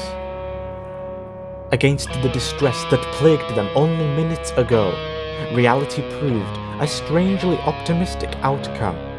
Perhaps this was a sign that a new burst of light was stemming forth from the horizon. Nonetheless, with their safe return, the beginning of a bond established, and their rugged platoon ready for deployment, the stage was set, and their grave undertaking was only one dawn away. With dusk fading into the night, all present part ways and lead off in separate directions. Jax would walk toward the station and return to his quarters, whilst Grace would head inside with Artemis to finish up some last-minute preparations. Returning once more to his dark, decrepit solace, once again greeted by his sister, whom in recent days past was growing eerily green-eyed with this newfound visitor that everyone cast their trust far too easily toward. She felt that their anthropophagite ego was an obnoxious and obscene offence that only served to irritate the cynical sister. At the same time, her apprehension lay towards Jax and just how carelessly he was throwing himself into the extreme that he knew all too little of. With his return, she wished to confront these matters in person. Jax, can we talk for a moment? Hearing her sister being so earnest wasn't uncommon. As with Jax, they would both seek each other in times of personal scorn. Yet all the same, it was an unforeseen coming. Sure, what's the matter? How was today? What with your trip with her? Willow mithered beneath her breath. It went alright. There were some hitches in the road, but by the end, we got there. Jax responded with a shortened retelling of events. That's good, I guess, but I just don't think you should be participating in this plan. Willow voiced her concerns for this operation that they were roped into. She felt as though everyone was persuaded with clever wording rather than their own soul deciding for them. You still don't trust her? Do you know her or something? I've never seen you this hesitant before. Jax would make comment. She's a murderer, Jax. You think that is trustworthy? Willow retorted with bewilderment at her brother's blatant ignorance. It's not as easy as you think, Willow. Some things in life require a sacrifice. Jax answered, yet even as he did, he felt himself questioning his own morals. Did the price of freedom really lie in the hands of a selfish outlook such as deciding who deserves to live and die in this fragmented utopia? The Order, the monopoly of steel, were structured on the foundations of violations against humanity. That was a factor that could not be denied. Yet slaying another in the name of a free society, would that truly create a free and fair fantasy? What of those who benefit from those ideals? Would they become lambs for the slaughter, sought out and hanged before a populace that advocated for the blood to reign? But should they stay with the tide and be towed by the celestial moon that heaves their lives to and from as had done for centuries past? It was an answer that could not be conjured in this moment, and thusly, Jax could not provide as such to Willow. Be that as it may, the die was cast. It was far too late to take a step back. The events that would soon be set in motion were all but inevitable. Recognizing as such, Willow relented and suspended her beliefs until they had concluded their operation. Perchance, their plan was just as flawlessly as it was advertised. Or perchance, ruin would soon descend upon them. There was only one way to find out. As the dawn of a new day broke, the darkness withered away to bring forth a new turn of the same repeating cycle for this borough's inhabitants. Yet, unbeknownst to them, a grave undertaking of perilous paramount was being composed into its final stages. Final arrangements being amended to the plan, all to concoct a flawless scheme that would see victory assured. One of these final arrangements were being assessed by the members of the Scavengers, congregated around a workbench, their eyes fixated to a garment that was spread out across its surface. In the fullness of time, Jax and Willow would arrive before this strange spectacle. Curious as to their occupied gaze, Jax would attempt a closer intrusion. Yet before he could inspect their inspection, he would be halted in his tracks, interrupted by Grace and Artemis, who revealed themselves from behind a curtain. Surprising his attention, he beckons to know what the cause of this small commotion is, to which Grace indulges him in its reveal. If you would recall, we discussed code names, protecting our identity against the enemy. Well, this is another evolution to that format. Stepping aside, she commands the group to do the same, as their parting reveals an awe-inspiring attire. A heavy industrial ensemble, patterned with onyx and metallic gold, with bronze gloves and daunting obsidian combat boots to present this hero clad in shadow. Topped off with a mask that would slide over his face, creating the visage that the hero within could don, a face for the people, and a phantom of scorn to those who set their foot against him. Whilst different in its symbolism, it would serve the same intentions that Grace and her imperial regalia had when she undertook her first assignment. Standing next to him in his star-struck state, Grace would remark that no one said mischief could not have style to it. From afar, this comment would make Willow revolt from within, snarling her lips and scoffing under her breath.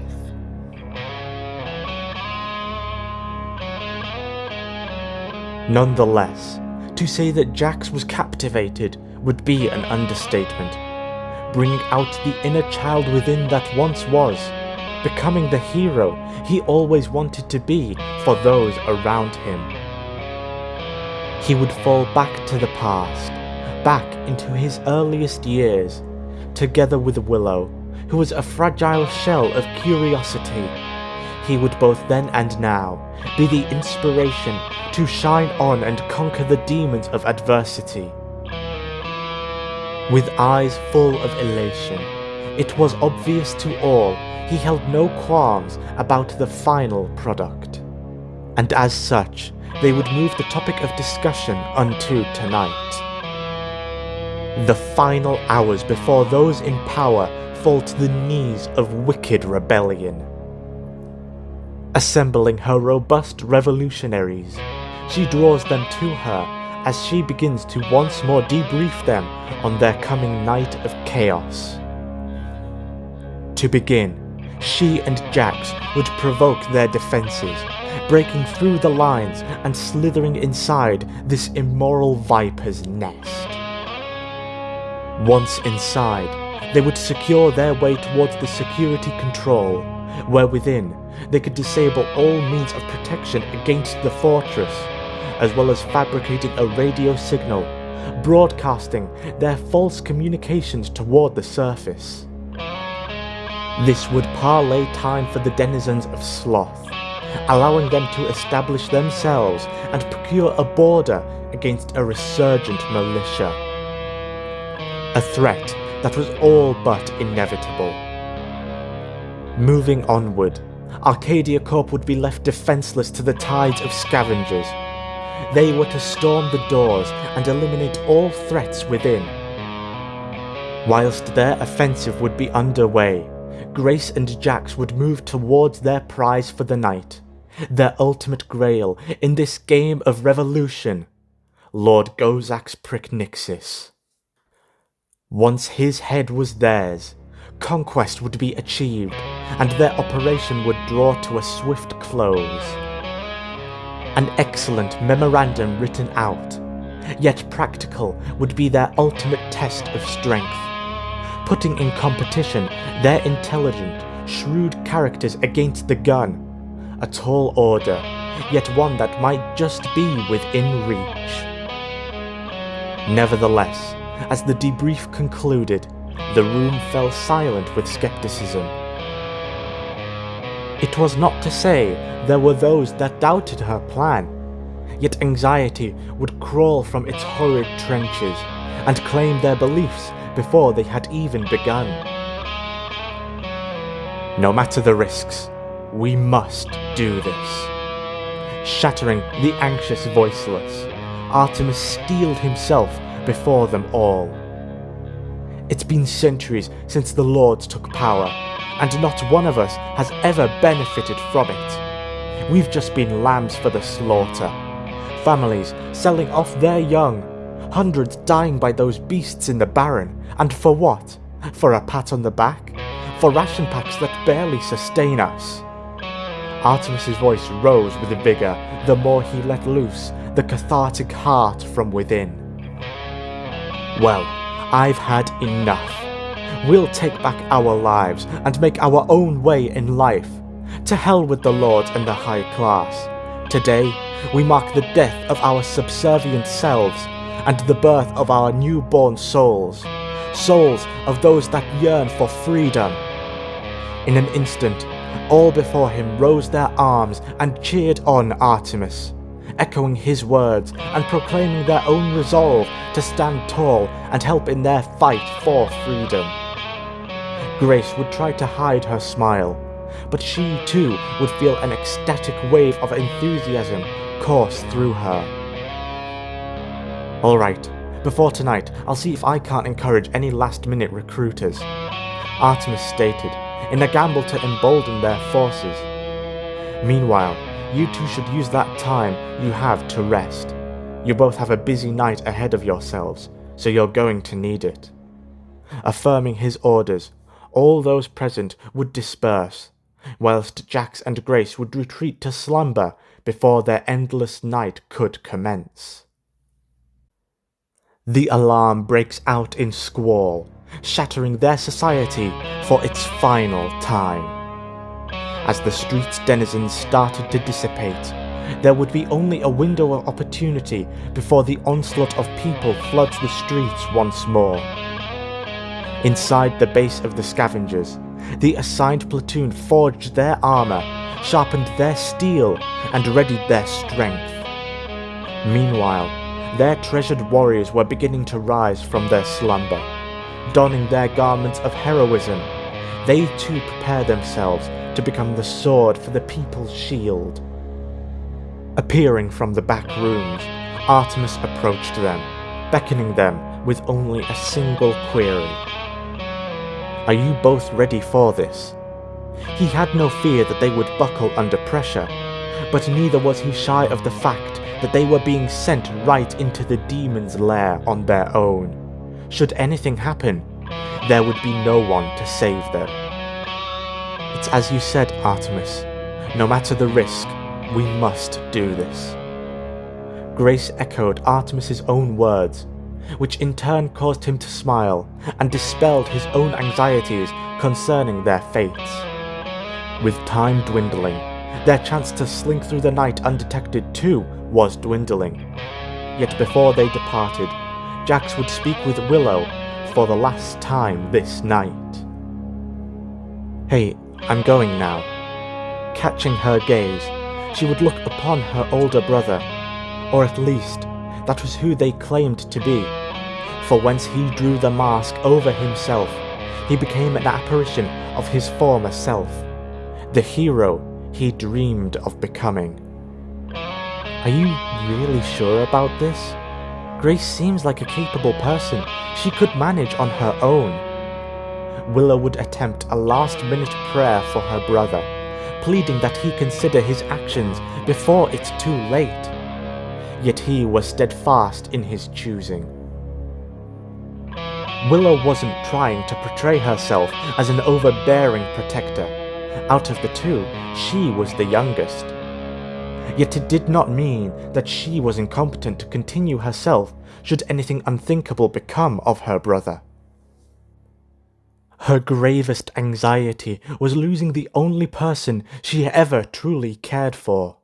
There was no one like her brother, no one who could see her for who she really is. After the scornful history they had both endured until this point, the sleepless, starving, frigid nights they withered away, destined to die. Yet their bond kept them to each other, to this cruel reality. If he was to fall this night, she would fall too. Yet of all the reasons he borne this burden, they paled in comparison to the zeal that drove him to protect his sister. He swore to her this would be the score that sees them to the City of Lights. Hearing that ever-familiar promise, her woes fade into the same adoring smile that Jack strove to live for. And with that, he would embrace his sister tightly, pressing themselves against each other before being called to his station.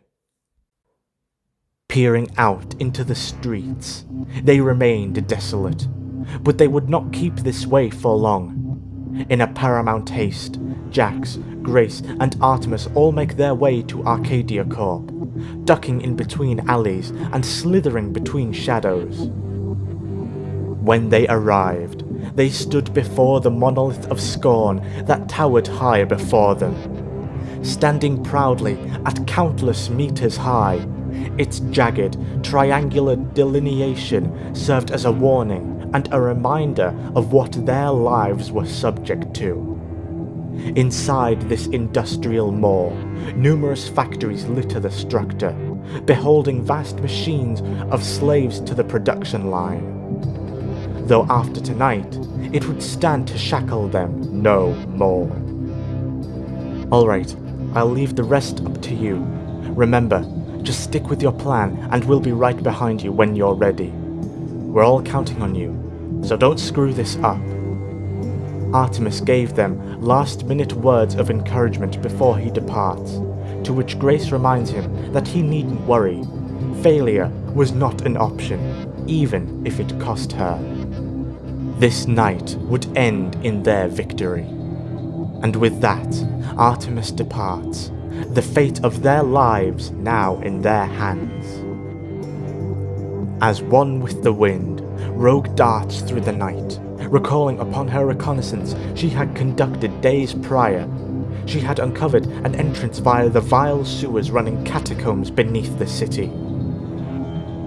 Gutting the grate from the concrete streets, she descends into darkness, Martyr following in tow, sealing the surface behind them and becoming one with ghosts. Beneath the streets was perhaps just as foul as the surface. Poison permeates these tombs, giving a visible seaweed green tinge in the air, while throughout the chasm, a putrid chartreuse liquid waste ran the floor with no end. Yet they would find that the smell would be the least of their concerns, learning that what was causing the decay was not titanian excrement, or scrap that was deemed worthless. It was a sight that branded their brains, traumatizing the very depiction for as long as they lived. Cast out from society now that they serve no use, deceased carcasses of former Titanians were now sealed in a tomb befitting their new roles in death, seen as waste that deserves to be flushed away and forgotten about. Graves were too much of an inconvenience to erect for a people that die in the hundreds daily.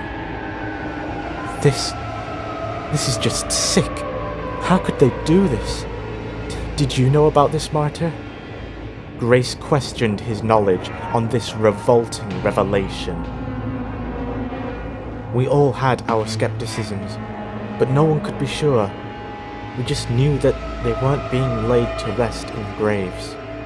Or in a way, maybe they have been, just not ones where they can rest to themselves. Devoid of hope, Martyr stares blankly towards the scores of decaying sarcophagi.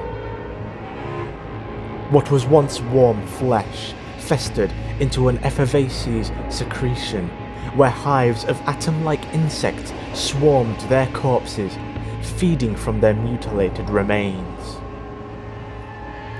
All that would stand against time would be their graphite bones, vacant skulls glaring at all who laid eyes unto them, whether they pleaded for mercy or cursed those who dare face them.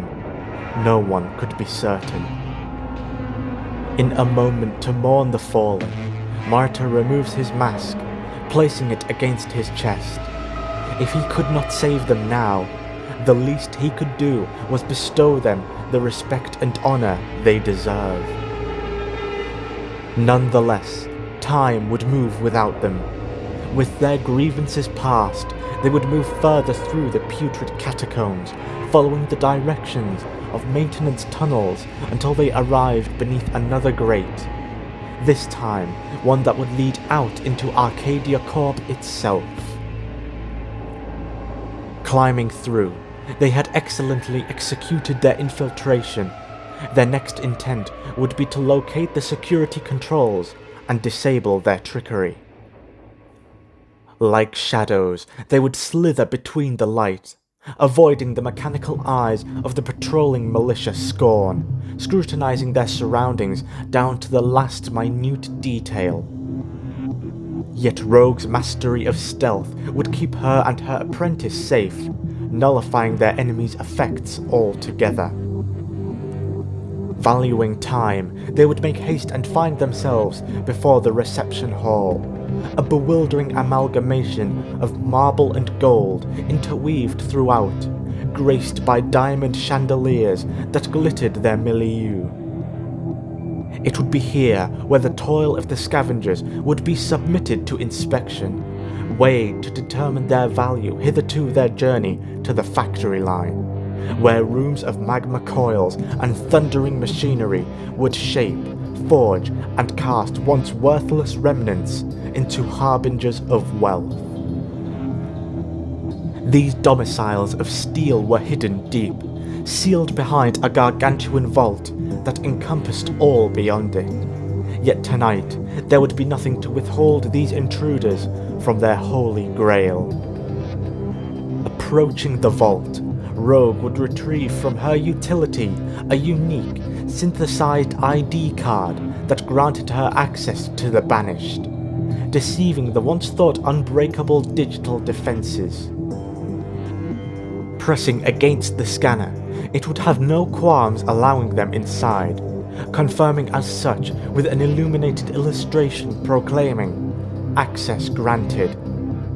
Within seconds, the mighty metallic locks would erupt with tremendous noise, hauling these restrictions back, one by one, a thunderous call echoing throughout the facility. The sirens of steel wailed out to eternity, drawing in pariahs armed and with a thirst for blood. They would storm the reception in packs, sights scouring the landscape in search for intruders. Yet eerily, they found none. As the last lock shifted from its station, the vault would heave open, revealing all once barred from sight. Perplexed by this unforeseen phenomenon, the militia would turn inward, their circuits processing data in an assessment to understand what had transpired here. Whilst new waves of employees were inbound, they had not arrived yet, and thusly, no one authorized could have opened the gate. Their algorithms drew to one conclusion: they had been invaded. To prevent an escape attempt, a soldier would move toward the vault to seal it once more. Yet as they reached their autonomous extremities outward, an abrupt tumult collides from above. From afar, soldiers would watch their mechanical comrade become ravaged by hyenas from the shadows, tearing their electronic veins and mechanized organs, sending sparks carelessly airborne. Before all that remained was a savaged mechanoid cenotaph that sparked and fractured with electrical fury. Leaping from their shoulders, two brash and bombastic renegades stand before them, weapons drawn, beckoning for a fight. Their automatic sclera flickered into a deep marauding red. Defaulting to engage combat, they let loose their armed wrath, bullets slicing the air as they soared from the barrel. Yet their robust movements and slow processing units would prove useless against these fluid shadows. One by one they would fall, disintegrating into futile machines that ceased to operate. As the last one fell, they would be clear of unwanted attention, and the gate to the darkness enthralled yonder was theirs for the taking. Scouting ahead, Rogue paced herself a few meters further, whilst Marta remained a couple paces behind. Whilst there were only two, it was still better to pursue their objective with a tactical mind, one to perceive all that stood before them, and another to double down on their former's work. Any mistake, no matter how trivial, could crumble their scheme like a house of cards. Along their intrusion, they would become engulfed by this monolith's sheer size, its daunting dominance creating a megalophobic atmosphere to all skittering through its halls.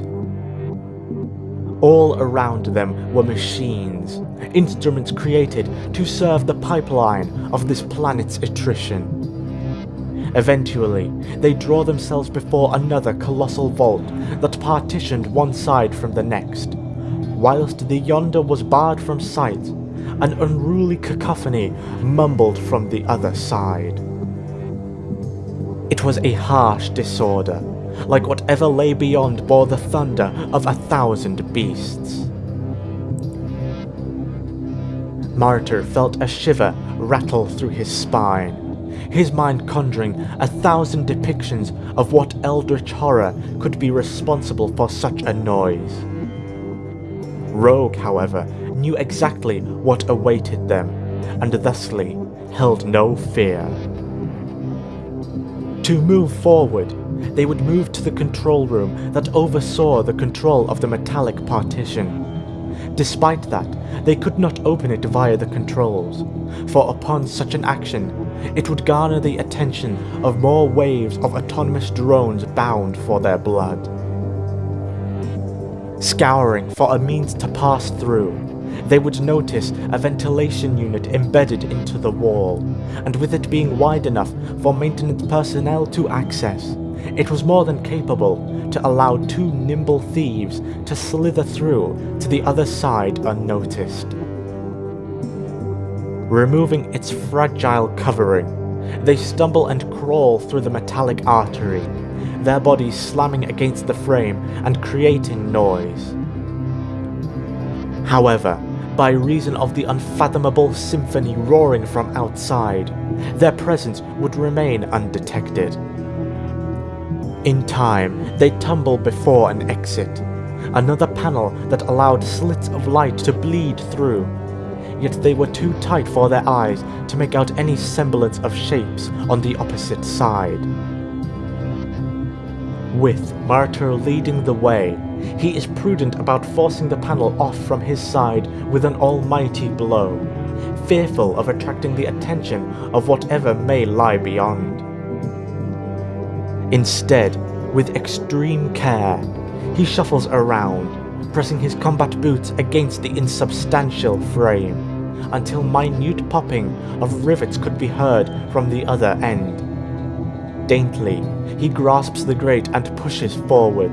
Before he and Rogue could exit outward, he assesses the landscape to make a final judgment. Although only a slither of picture reached his eyes, it was enough to deprive him of the concept of sensible.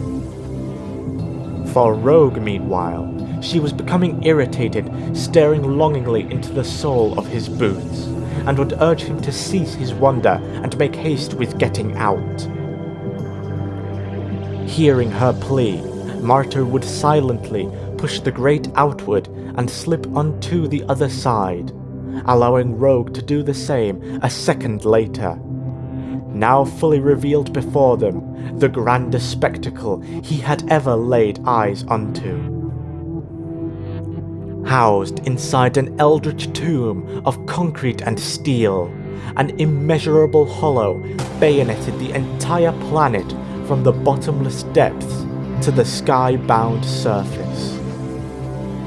This boundless abyss was the procedure by which this putrescent abyssal remained supplied and connected with their interplanetary societies.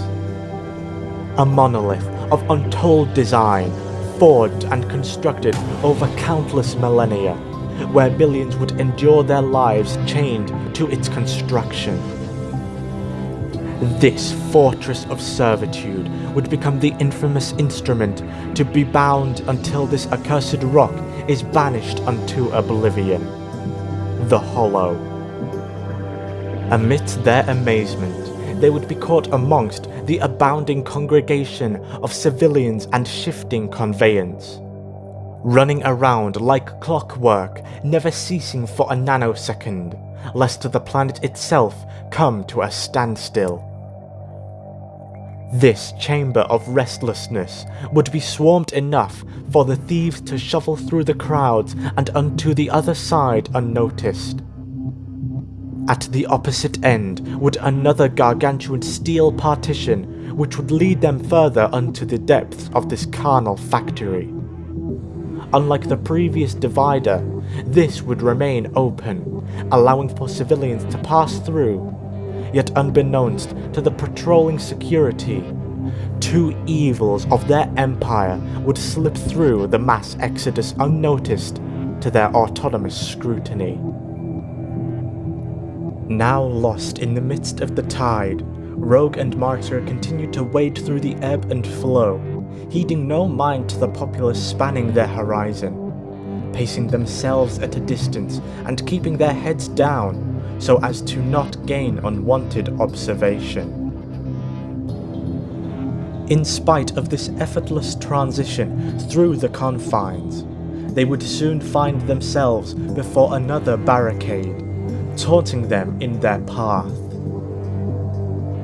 Beyond the checkpoint lay their target bare, yet hitherto their plan they would need to clear inspection.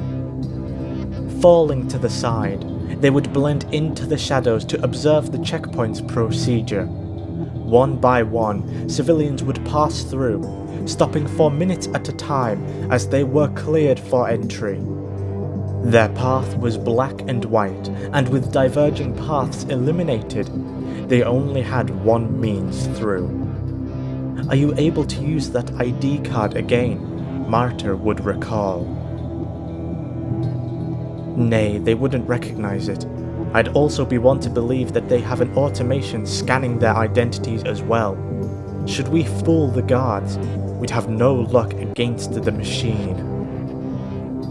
Time was beginning to flee before them.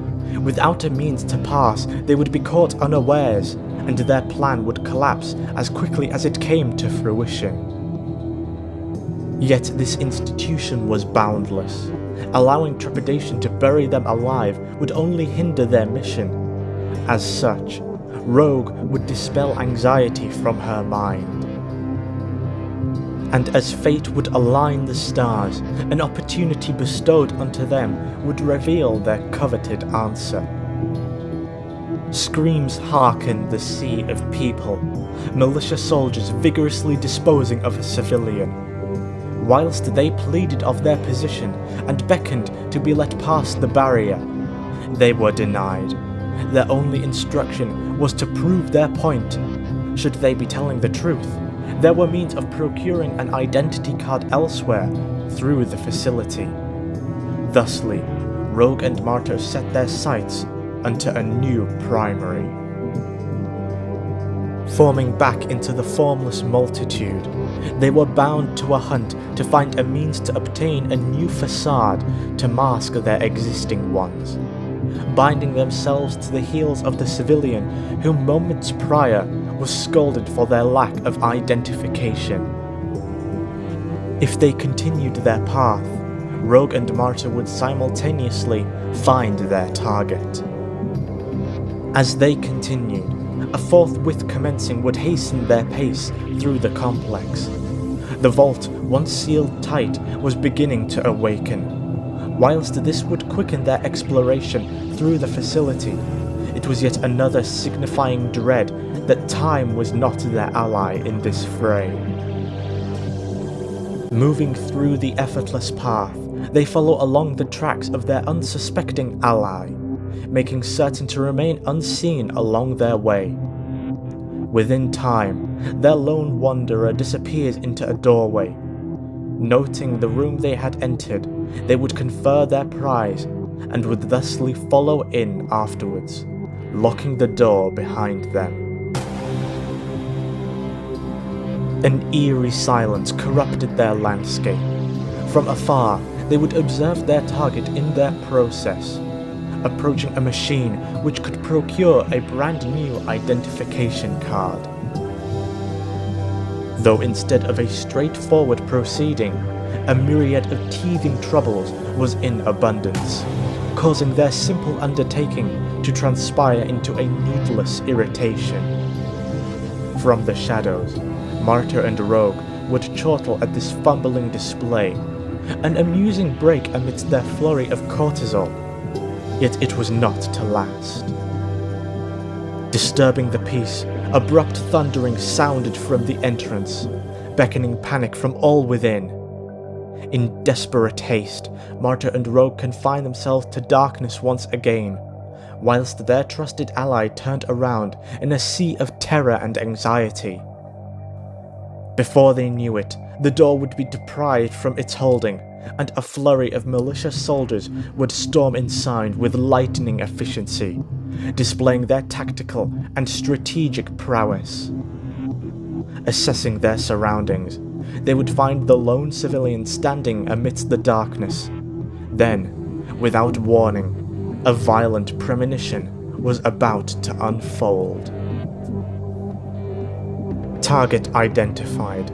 Without waste, the force infiltrates and secures their target in restraints, binding them by their wrists before their bionic might seizes them against their will. In a plea of innocence, they despair. Wait, whatever it is, you've got the wrong guy. I swear, if this was about my identity, I'm changing it now. Please, you've got to believe me. Yet their screams of mercy went unheeded, and thusly they were escorted to their fate. Slamming the door behind them, the resulting impact sent waves of dread through the soul, leaving Rogue and Martyr in a crater of desolation. Their muscles burdened with rigor mortis, unwilling to move until enough time had passed them by. Eventually, said time would pass, and Rogue would be the first to reveal herself and move toward the machine. Martyr would then follow in pursuit. What did they want with him? They were reinstating themselves, weren't they? Martyr wondered. Perhaps there was more to this civilian than meets the eye. It wasn't him they were after. It was us. They were just in the wrong place at the wrong time. Amidst their hiding, Rogue would observe the arrest, and it would soon dawn upon her the truth behind the reality. During their chase, they had gotten complacent and were noticed amongst the crowd. It was a black and white understanding. They were reported, though instead of finding two lone thieves trespassing, the militia would find an innocent civilian and pursue them instead.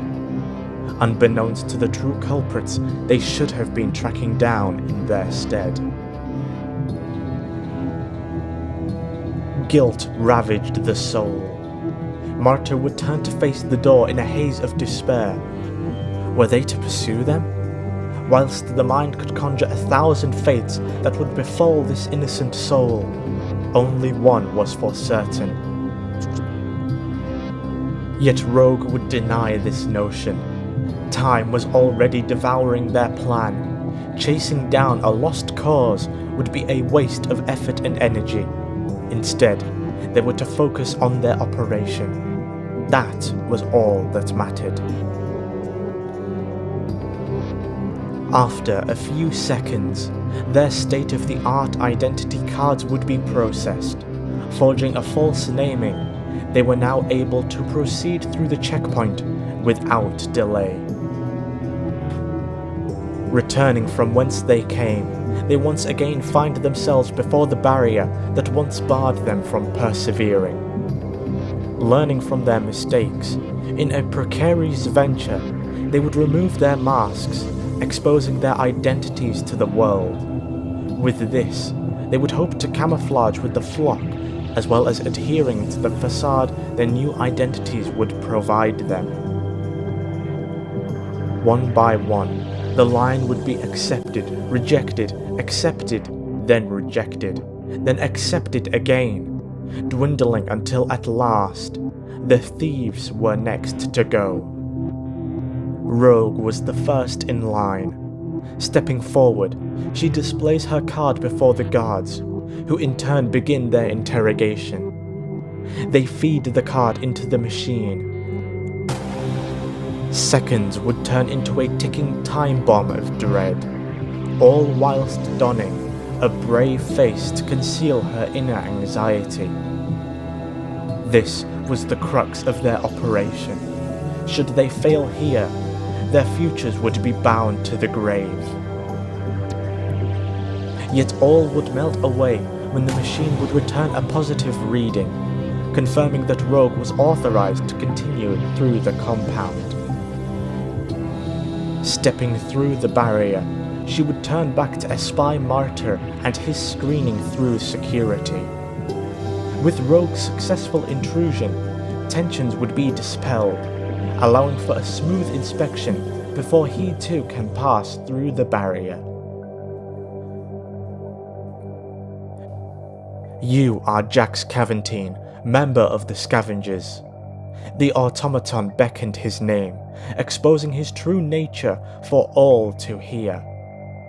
Whilst procuring an identity, they were to be unaware just how far their network spread throughout the city. No civilian was left unaccounted for.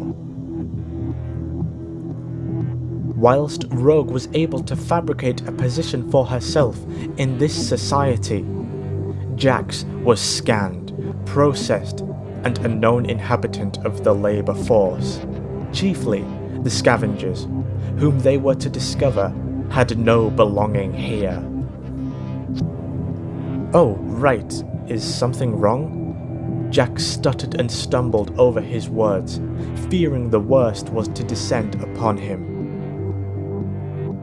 The Scavengers have no jurisdiction here within Arcadia Corp. You have no belonging here. The protocol droid continued to pursue Jax's reason for being this deep into the facility, droning with dominance in their articulation. With each second that demanded an answer, anxiety and cortisol ran offensives across his body. Should he continue to postpone their patience, they would not delay in delivering their reprisal. He's with me, I can vouch for him. I needed his assistance. Prompt on the uptake, Rogue would validify his existence by falsifying one. Turning back to face him, they gesticulate towards him with their deep marauding eyes, piercing into his soul. the soldier would stand to confirm this reality for themselves. Your presence is identified. Do not return here again. Relenting, the soldier would allow him to pass on this exception only. Should he return, the stars may just align a foreboding foretelling. Nevertheless, stepping beyond the barricade, their final objective was in sight. With emergent prompting, they would waste no more time in reaching their objective, securing access and ensuring they entered unbothered. With safety established, they would turn to find themselves before the greatest monumental display of surveillance ever seen. With eyes and ears planted all over Arcadia and the borough of Sloth, there was no atom that was not scrutinized by this eye of scorn. Every civilian, every structure, even the encampments of dwindling sanity belonging to the borough blights, possessed these static images beholding. Their eyes foresaw all. It was almost unnerving to see the reality before them, the very notion of privacy gutted from their lives and replaced by subjugation. It was astounding to think their conversations of rebellion and revolution went unheeded. Was it perchance clever thinking to hold their convocations within their network's blind spots? Or perhaps it boiled down to luck? Whilst they would like to believe they possessed such wit, they knew deep down this was a chance encounter with the stars. Nonetheless, here and now they stood accomplished in their mission. All that was left now was to call in the cavalry.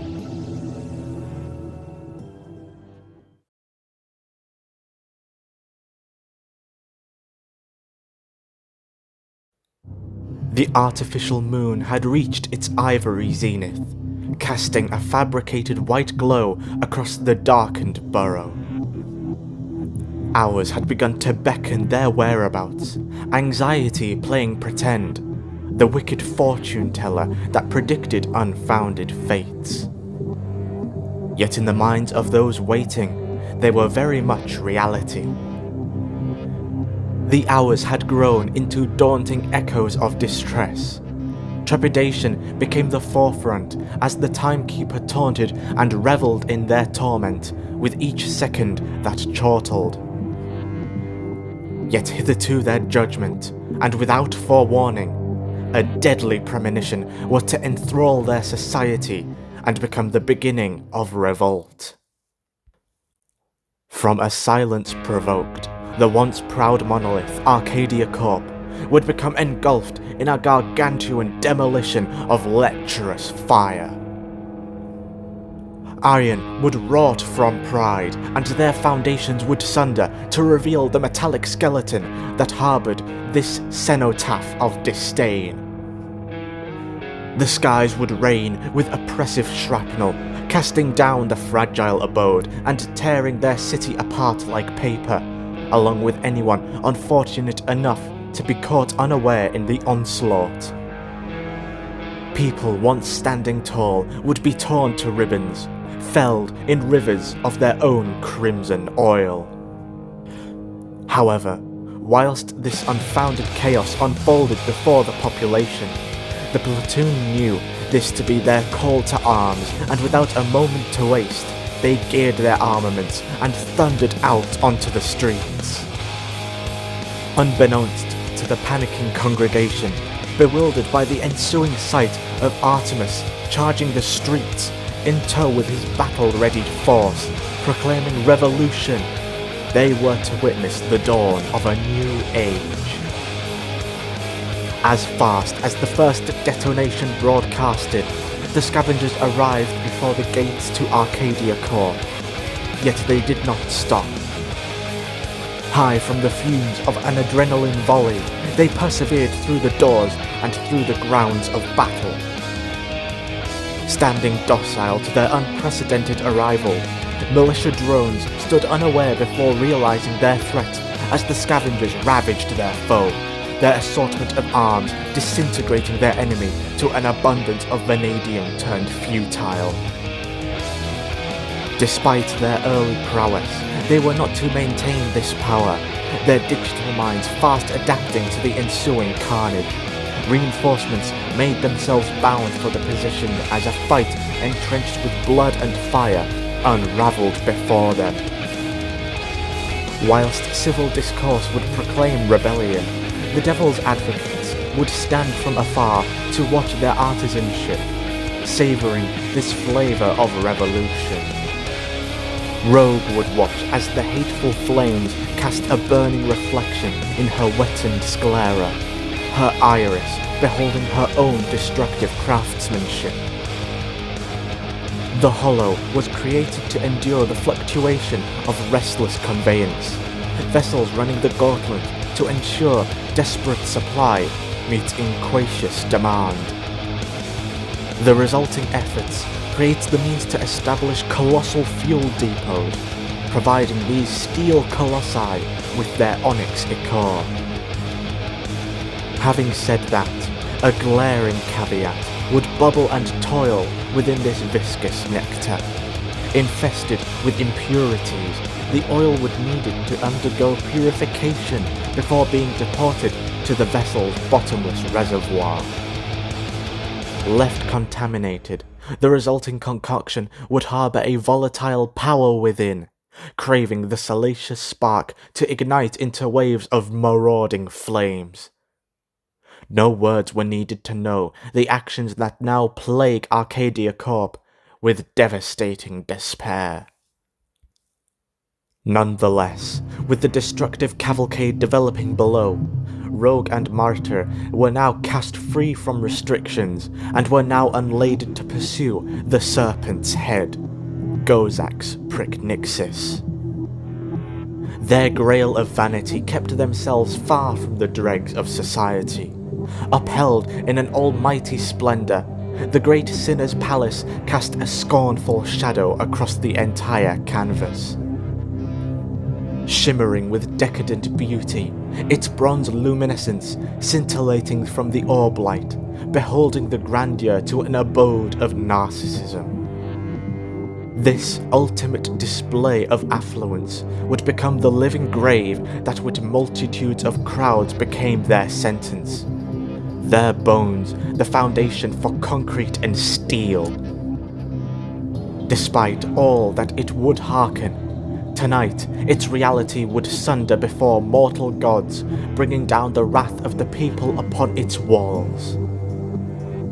Breaking through their inefficacious defences, Rogue and Martyr would find themselves amongst the halls of royalty, with architecture unrecognisable to their own, beholding the landscape.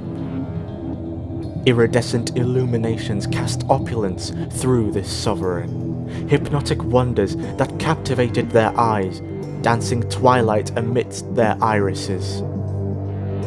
From within could they feel a calling, beckoning their inner thief to slink these harbingers of eminence. Yet they could not afford the delay. Quelling these selfish desires, and persevering through the starlight, the ensuing crisis evolving from the depths of hell. The palace became a pandemic of militia drones stampeding the grounds and creating a minute earthquake that rumbled the premises. With the drones preoccupied with stopping the revolt from spreading to their borders, the thieves slink through the royal twilight undetected and grant themselves passage to the doors of the throne room. Standing before this meter-high partition, embellished with imperial adornments, branded with the royal crest to gaze with disdain unto all who laid unworthy eyes upon it. The thieves snarled in disgust.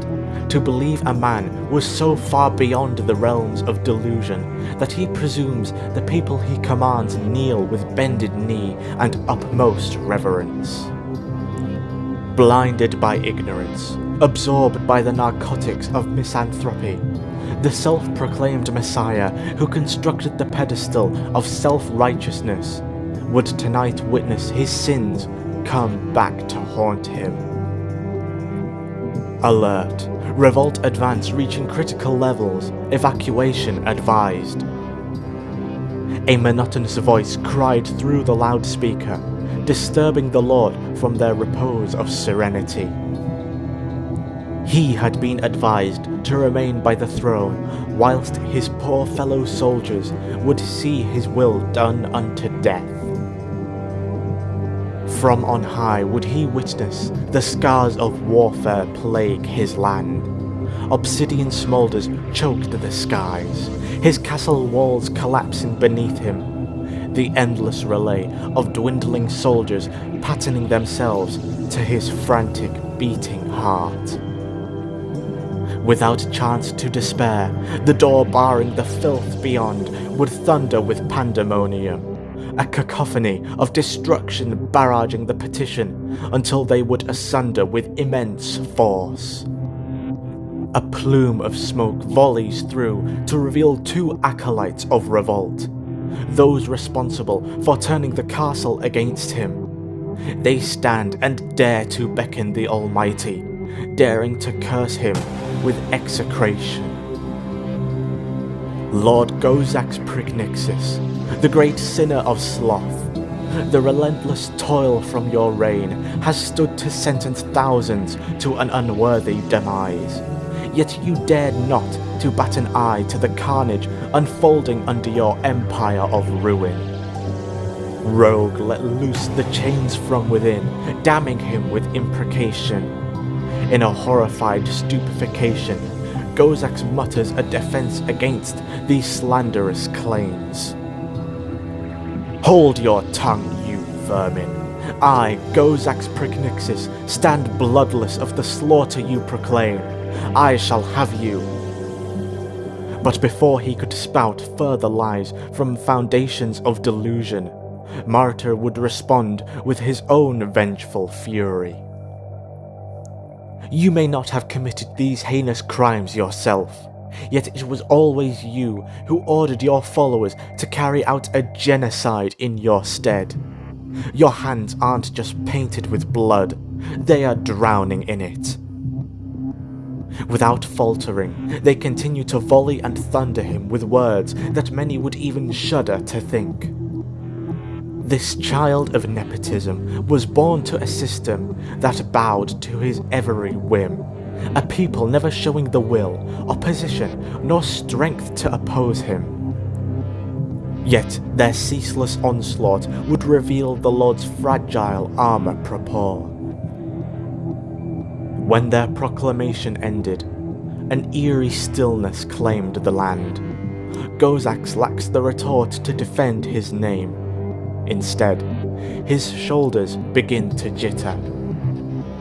A jitter that transforms into erratic convulsions, followed by a shrieking bellow of laughter from within, haunting and casting anxiety unto all who heard its madness. That's right, you and your people disgust me. Your very existence is an eyesore to me. Your kind does nothing but squirm like slugs and cry like babbling babies, slobbering at my feet.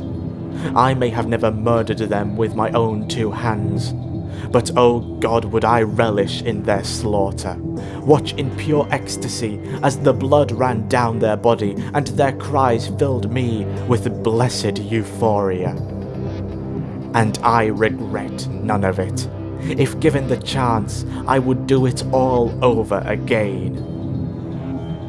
Rogue and Martyr watch in vitriol horror as this imperial-born beast screams hatred and xenophobic ire.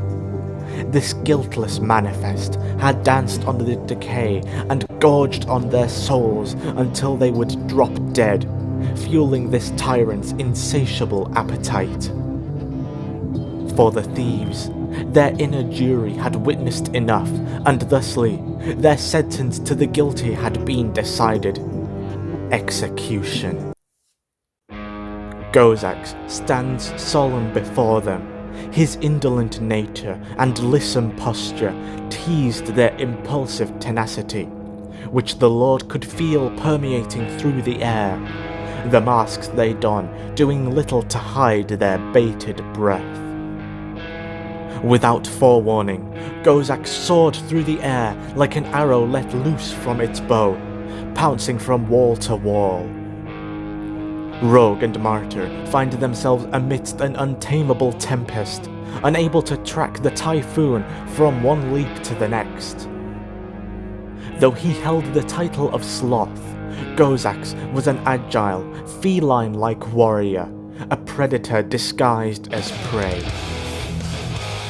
He lurked in the shadows, baring tooth and claw until the right moment where he could strike, a stratagem that would see his adversaries underestimate his skill to no avail.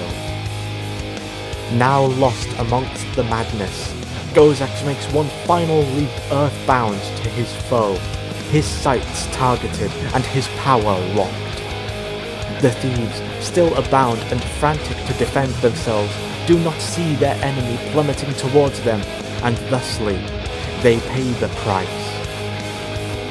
With unholy force, Gozax's boot strikes Martyr firm in the chest, sending him across the royal chamber and ushering him into darkness as his body falls under rubble. Rogue had no time to process the attack as she watches the Lord turn to face her, his eyes aglow with vitriol resonance and an ear-to-ear smile revealing his fangs of malice. Rogue, however, did not buckle to fear. Drawing steel, she glares to challenge the Lord before her, and thusly, a fight ensues. Through overcast vision, streams of light and echoes of life plunder the void, creating an eerie well of spirits calling outward. He could feel his soul sink further and further into the abyss as he tried in vain to grasp the darkness. Yet like trying to grasp at water, the formless slithers through his catch and renders him futile. Was this the end? Was the grand revolution destined to tragedy all along? Was this vain sacrifice to become his eternal tomb? These questions remain without answers as he drifts deeper into silence, his anxieties washing away with each second, ready to become one with the thousands who had perished before him. Or so he would believe. A starburst of light splits the void of onyx with holy power, a web of light casting through and calling his name, calling out to his soul. One by one, the appendages of light reach out to him, their needle-like touch gracing his skin and burying themselves deep into his sarcophagi. Denying the grave itself, the rays of light fill him with a rapture that brings him out from the cold clutches of death and into the warm embrace of the light, rejoining his mind and body once again. Waking to reality, he heaves away the detritus, riddling his former corpse. Though he had been freed from death, he was not free from pain. He had been wounded gravely. Breathing becomes a chore as each breath permeates waves of pain through his chest. Clasping his hand firmly and gritting his teeth in response to the pain. Yet he could not remain idle forever. Hearing echoes of battle, he shifts his attention to the battle raging between Rogue and Gozax. In the minutes of eternity that Martyr had been incapacitated, Rogue had surprised the Lord with her academia for battle, holding her ground against him as they both switched roles between offense and defense. Flooded with a concoction of cortisol and adrenaline, Martyr ignores the pain as he leaps into the fray once more. Gozax had not expected him to recover, believing the strike enough to kill someone dead, yet here Martyr stood in defiance. Becoming a maelstrom of his own, he leaps towards the Lord, blade in hand, as he strikes true across his adversary, a shriek of terror following the attack as he watches his blade drip with crimson terror. The thieves rejoice once more as they retreat to safer grounds, placing ground between them and the wounded tyrant. A seething sting suffuses through his face. Bringing his shaken palm towards it, he runs his fingers along the bloody wound, drawing a spread of blood along his hand and creating minute needles of pain. Gozak's arm plunges lethargically to his side as the air becomes intoxicated with dread. Anxiety festers through their veins, trepidation creating vivid notions of a deadly awakening bound for their souls. Small, diminutive chortles pervade their spirits, the Lord's shoulders convulsing as a psychotic howl paralyzes their hearts with voltaic fear. Instead of harming him, they had unearthed an animalistic instinct that was buried deep within the soul, a beast who was not afraid to paint their claws red with blood. Oh, this is just euphoric. His voice turned coarse, whilst its tone conveyed a lost sanity. Now my actions are justified. Now I have the excuse to bleed you all like pigs, watch you writhe helplessly at my feet. The pendulum of sanity had been shattered, his soul consumed by primal derangement. Now more than ever, the thieves steel themselves for another clash of blades as they prepare for a no-holds-barred tournament for the fate of the citizenry. Gozak primes his ground as he once more shoots forth through the air, surpassing his adversaries and landing down upon his throne, a haunting smirk carving onto his face. Then, his hand proceeds to dance and dart across the arm of his throne, like rain across the surface of a lake, an action that would reveal a grave-bound threat.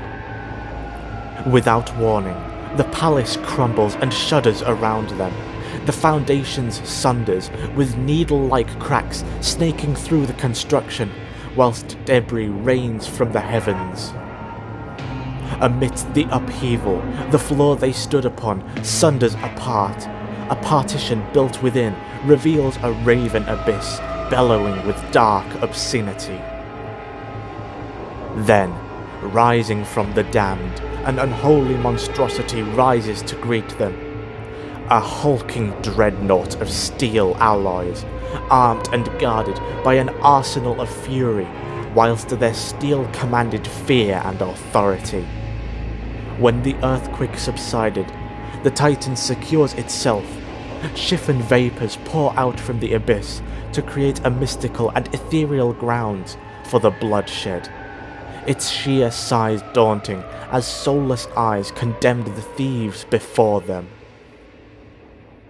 Alas, stress is no good for the betterment of one's well-being. The Lord's voice had regained composure, not unlike the violent screams that bellowed prior. As such, I shall leave you in the capable manners of my greatest treasure within these royal halls, Messiah.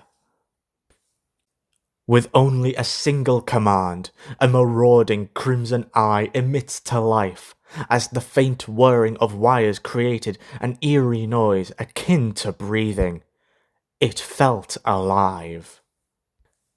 The miscreants before you. Kill them. The command was elementary. The once silent running machine churned to life as gears and pistons invoked a cacophony of foul sibilate. Filled with a carnal desire to follow their programming, the Titan lumbers forward, its size shaking the ground with each step taken. Silence falls across the throne as the thieves stare down into the lifeless barrel that beckoned their graves. They had seconds to react. Withdrawing to safety, a violent volley unleashes from the cannons, creating a storm of lead and destruction.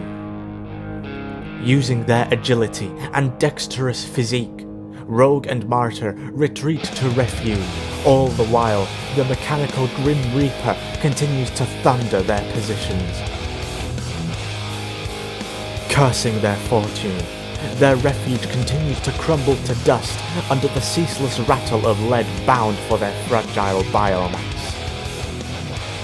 Steeling herself, Rogue peers out from protection to inspect their mechanical foe for weakness. Yet the endless barrage proved such a feat impossible. She needed a distraction. Her curious eyes wander to Martyr, seeking asylum from the automation's wrath. Gaining his attention, he would soon learn of the distraction that his colleague had planned. Run amok around that thing. The absurd suggestion called for madness. Discernment was exiled from the scheme. Yet as time was an ever-dwindling resource, he calls upon spirits of gallantry to boulder himself and bury his anxieties. Closing his eyes, he takes slow, deep breaths. Before launching himself out from the shadows and chasing distractions around the murderous war machine, their operating system swift to target the thief to enthrall them in a storm of gunfire. Seizing the opportunity, Rogue swiftly slinks between the shadows with caution. Encroaching upon danger, she traces her eyes along the Titan structure. Inspecting for weakness, her search proves almost futile as the daunting Reaper appears all but indestructible, save for one, almost insignificant, harbinger of destruction. A window to the mechanical soul reveals a hive of wires, snaking and slithering through the Titan's complex, powered by a small, unimposing, crimson crystal. Donning a mischievous smile, Rogue's mind flutters with a plan to destroy their foe once and for all. Yet she had grown complacent, noticed by the erratic tyrant who screams bloody murder to the Titan. Their arsenal swivels to chase her down with lead and steel until she is once more returned to refuge. Rejoined by Martyr, she shares the plan with him to once and for all destroy their automated adversary. Yet their time had run dry. Enduring the endless obliteration, the Titan belabors their position as their safety crumbles to ashes and dust. Hearing the lead's wicked hiss as they soar overhead, one after another. In only a moment of time, their revolution would become a fable to the annals of history. Alert, ammunition depleted, converting to melee combat. Seconds before their imminent demise, the stars had aligned to grace the thieves one last redemption. Whilst the Iron Terror was constructed to protect the ruling sovereign, they were far from machines of war. Rather, they were a security force. After all, the foot soldier exists as a numberless mass to counteract their feeble construction and outdated systems. As for the militia Titan, their construction only ever served to instill fear to the populace, to fabricate a lie that would unleash the people's rebellious will. For centuries, this network of lies had worked. Thousands kneeled in fear to the scorn of steel, and thousands more would be sentenced to death by their jury of lead. Feeble their manufacture may be, but their terror was a very real threat. Martyr once again soared across the chamber, keeping the militia titans' assault onto him. Their slow, thundering iron menace crumbling the palace around him as they tried in vain to eliminate the irksome thief. Gozak's Prignixis would watch the fight from his throne. For the first time since the thieves stormed his royal chamber, trepidation was playing his heart like a fiddle. Nonetheless, their final act had been conceded, and the curtain falls. Martyr volleys and thunders across the throne room, possessing a storm that blended into a nebulous of colour that was arduous to follow, before finally daring one last leap, straight toward the Titan's chest, his blade stretched out. He strikes true. Shattering the shield, thousands of shards of crystalware scatter across the sky, scintillating the royal light. The Crimson Terror now stands unprotected. Time became sedated. Atoms become statues, bringing the world itself to a standstill. Rogue stands from afar. A single delicate squeeze upon the trigger delivers the final blow. Bolt of plasma soars through the air before being absorbed into the volatile chamber. The chamber falls to silence. Eerie whispers of wind cascade through the air as each second chimes with infectious anxiety. Then, the first sparks of oblivion begin to shoot and sputter from within the chest cavity as fires erupt and shards of steel begin to be wrought and sunder apart. The crystal begins to destabilize. It is no longer alive, and instead becomes a ball of untamable havoc, mere moments away from destruction. Rogue and Martyr once again seek shelter from the ensuing carnage, as unnerving premonitions echo from the dying mercenary. Core reaching critical levels. Destruction in 5, 4, 3, 2, 1. Atomic waves of fury and fire flood the throne room, tearing the mighty to smithereens as golden architecture falls to ash around them. Notwithstanding the blast, the castle becomes possessed by the ire of 1,000 spirits who were now freed from their eternal tomb beneath its stone of disdain. Minutes begin to feel like hours as the torment only grew louder in its destructive power, until at long last the explosions cease, the guns fall silent, and the battle is over.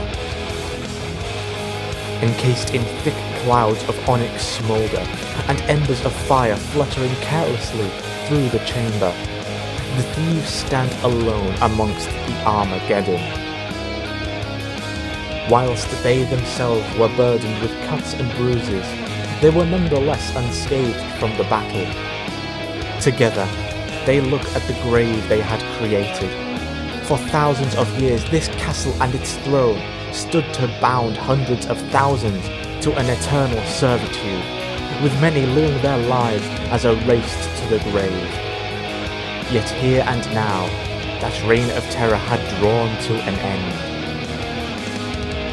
Amidst the remnants of chaos, the thieves are drawn to the sound of struggle, a voice crying out in agony. They both knew there was only one thing it could be. Martyr begins to walk toward the fallen lord, before he is swiftly interrupted by the sound of steel hitting the floor. He turns around to see that Rogue had dropped her sidearm, standing lifelessly beside it. Rogue? Is everything alright? She gives no response. Instead, she moves past him, wandering toward Gozak's. Her movements are slow and foreboding. Her eyes turn to a soulless gaze, and her body is driven by another force. From an outward perspective, she is no longer alive. Arriving before the bleeding tyrant, she sees the damage done unto him. far too late to seek safety from the demolition.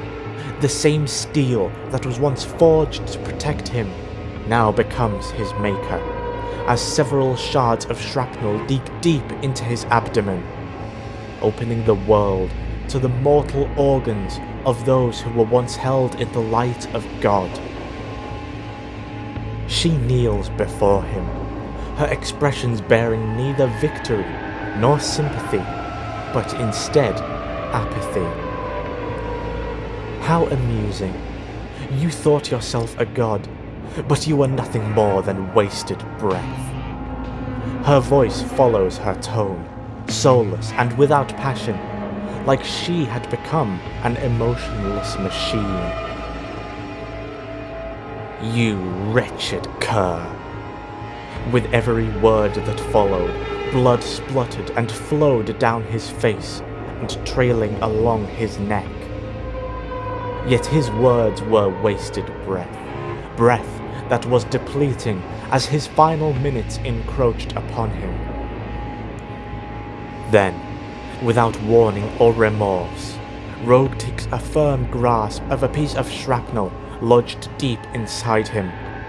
Donning the same apathetic gaze, she looks a menacing gaze into his eyes as she drags the blade along his abdomen.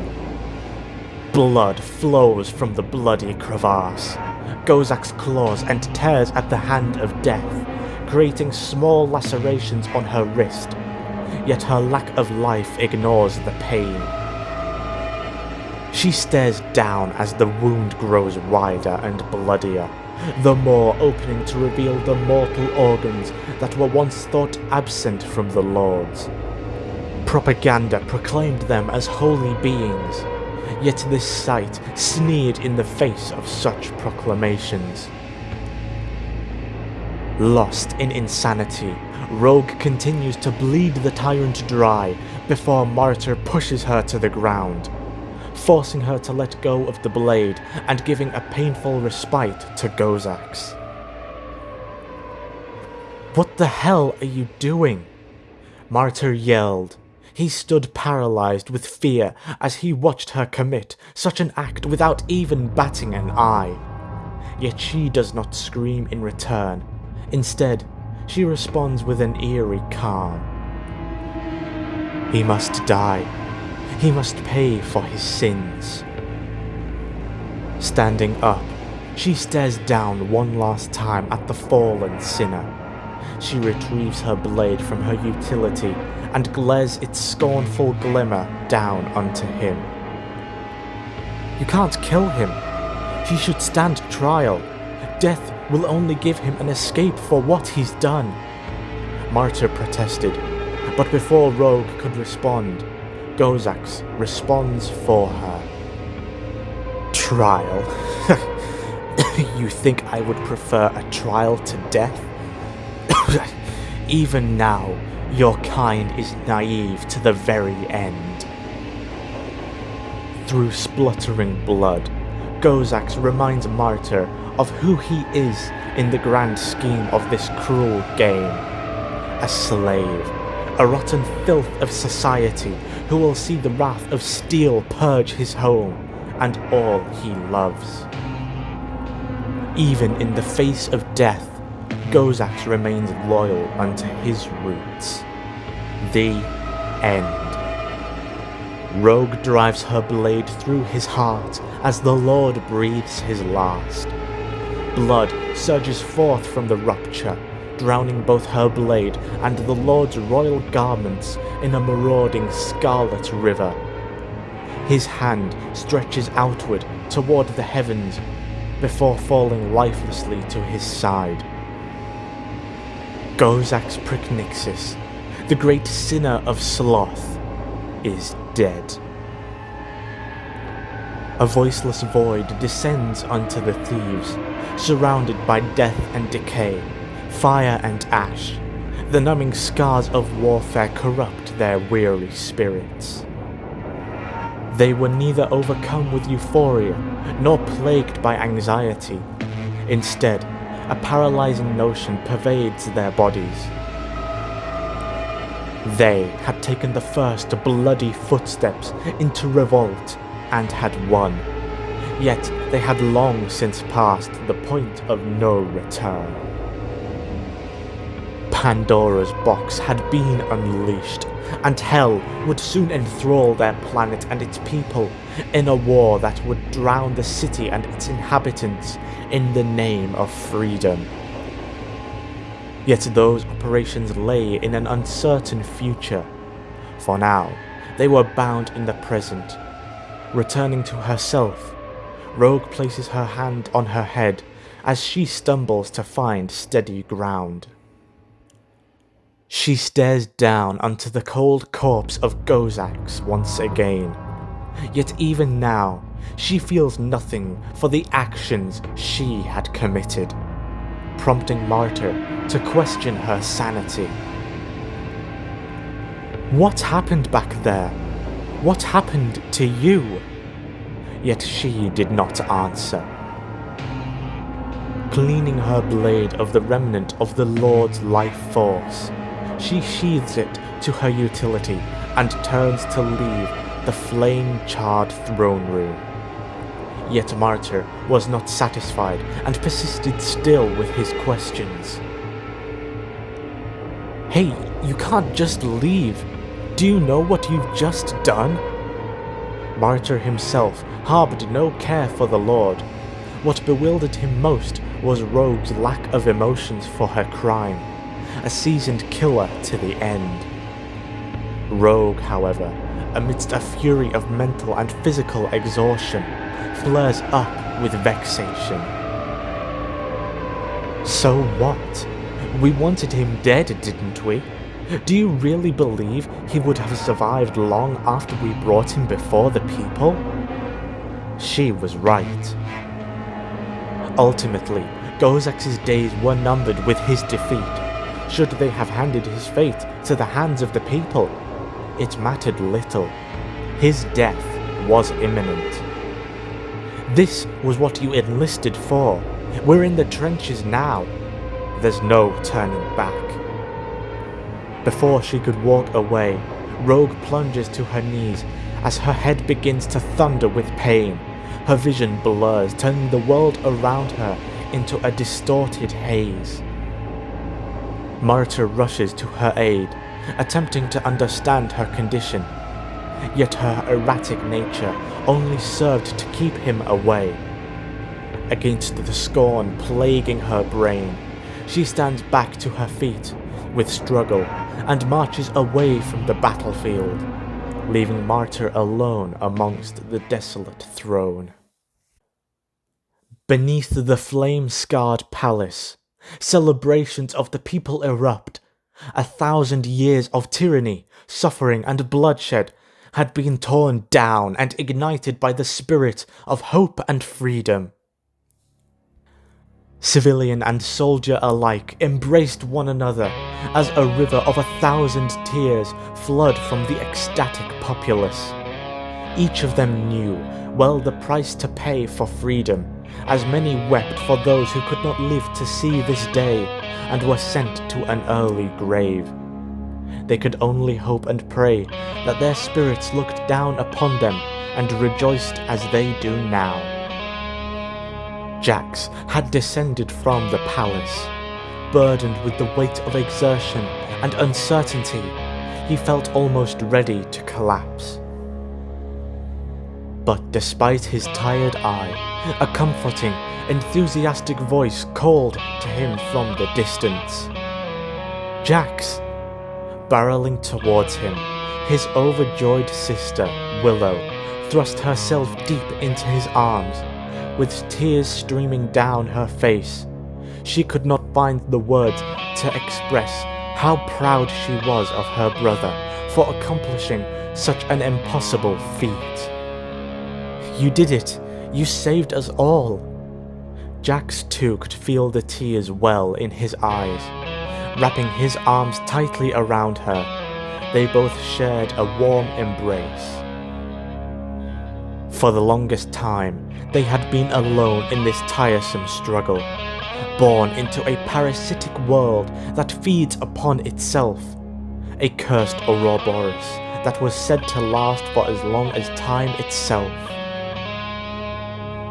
They tread through this world of disdain, moving from abode to abode.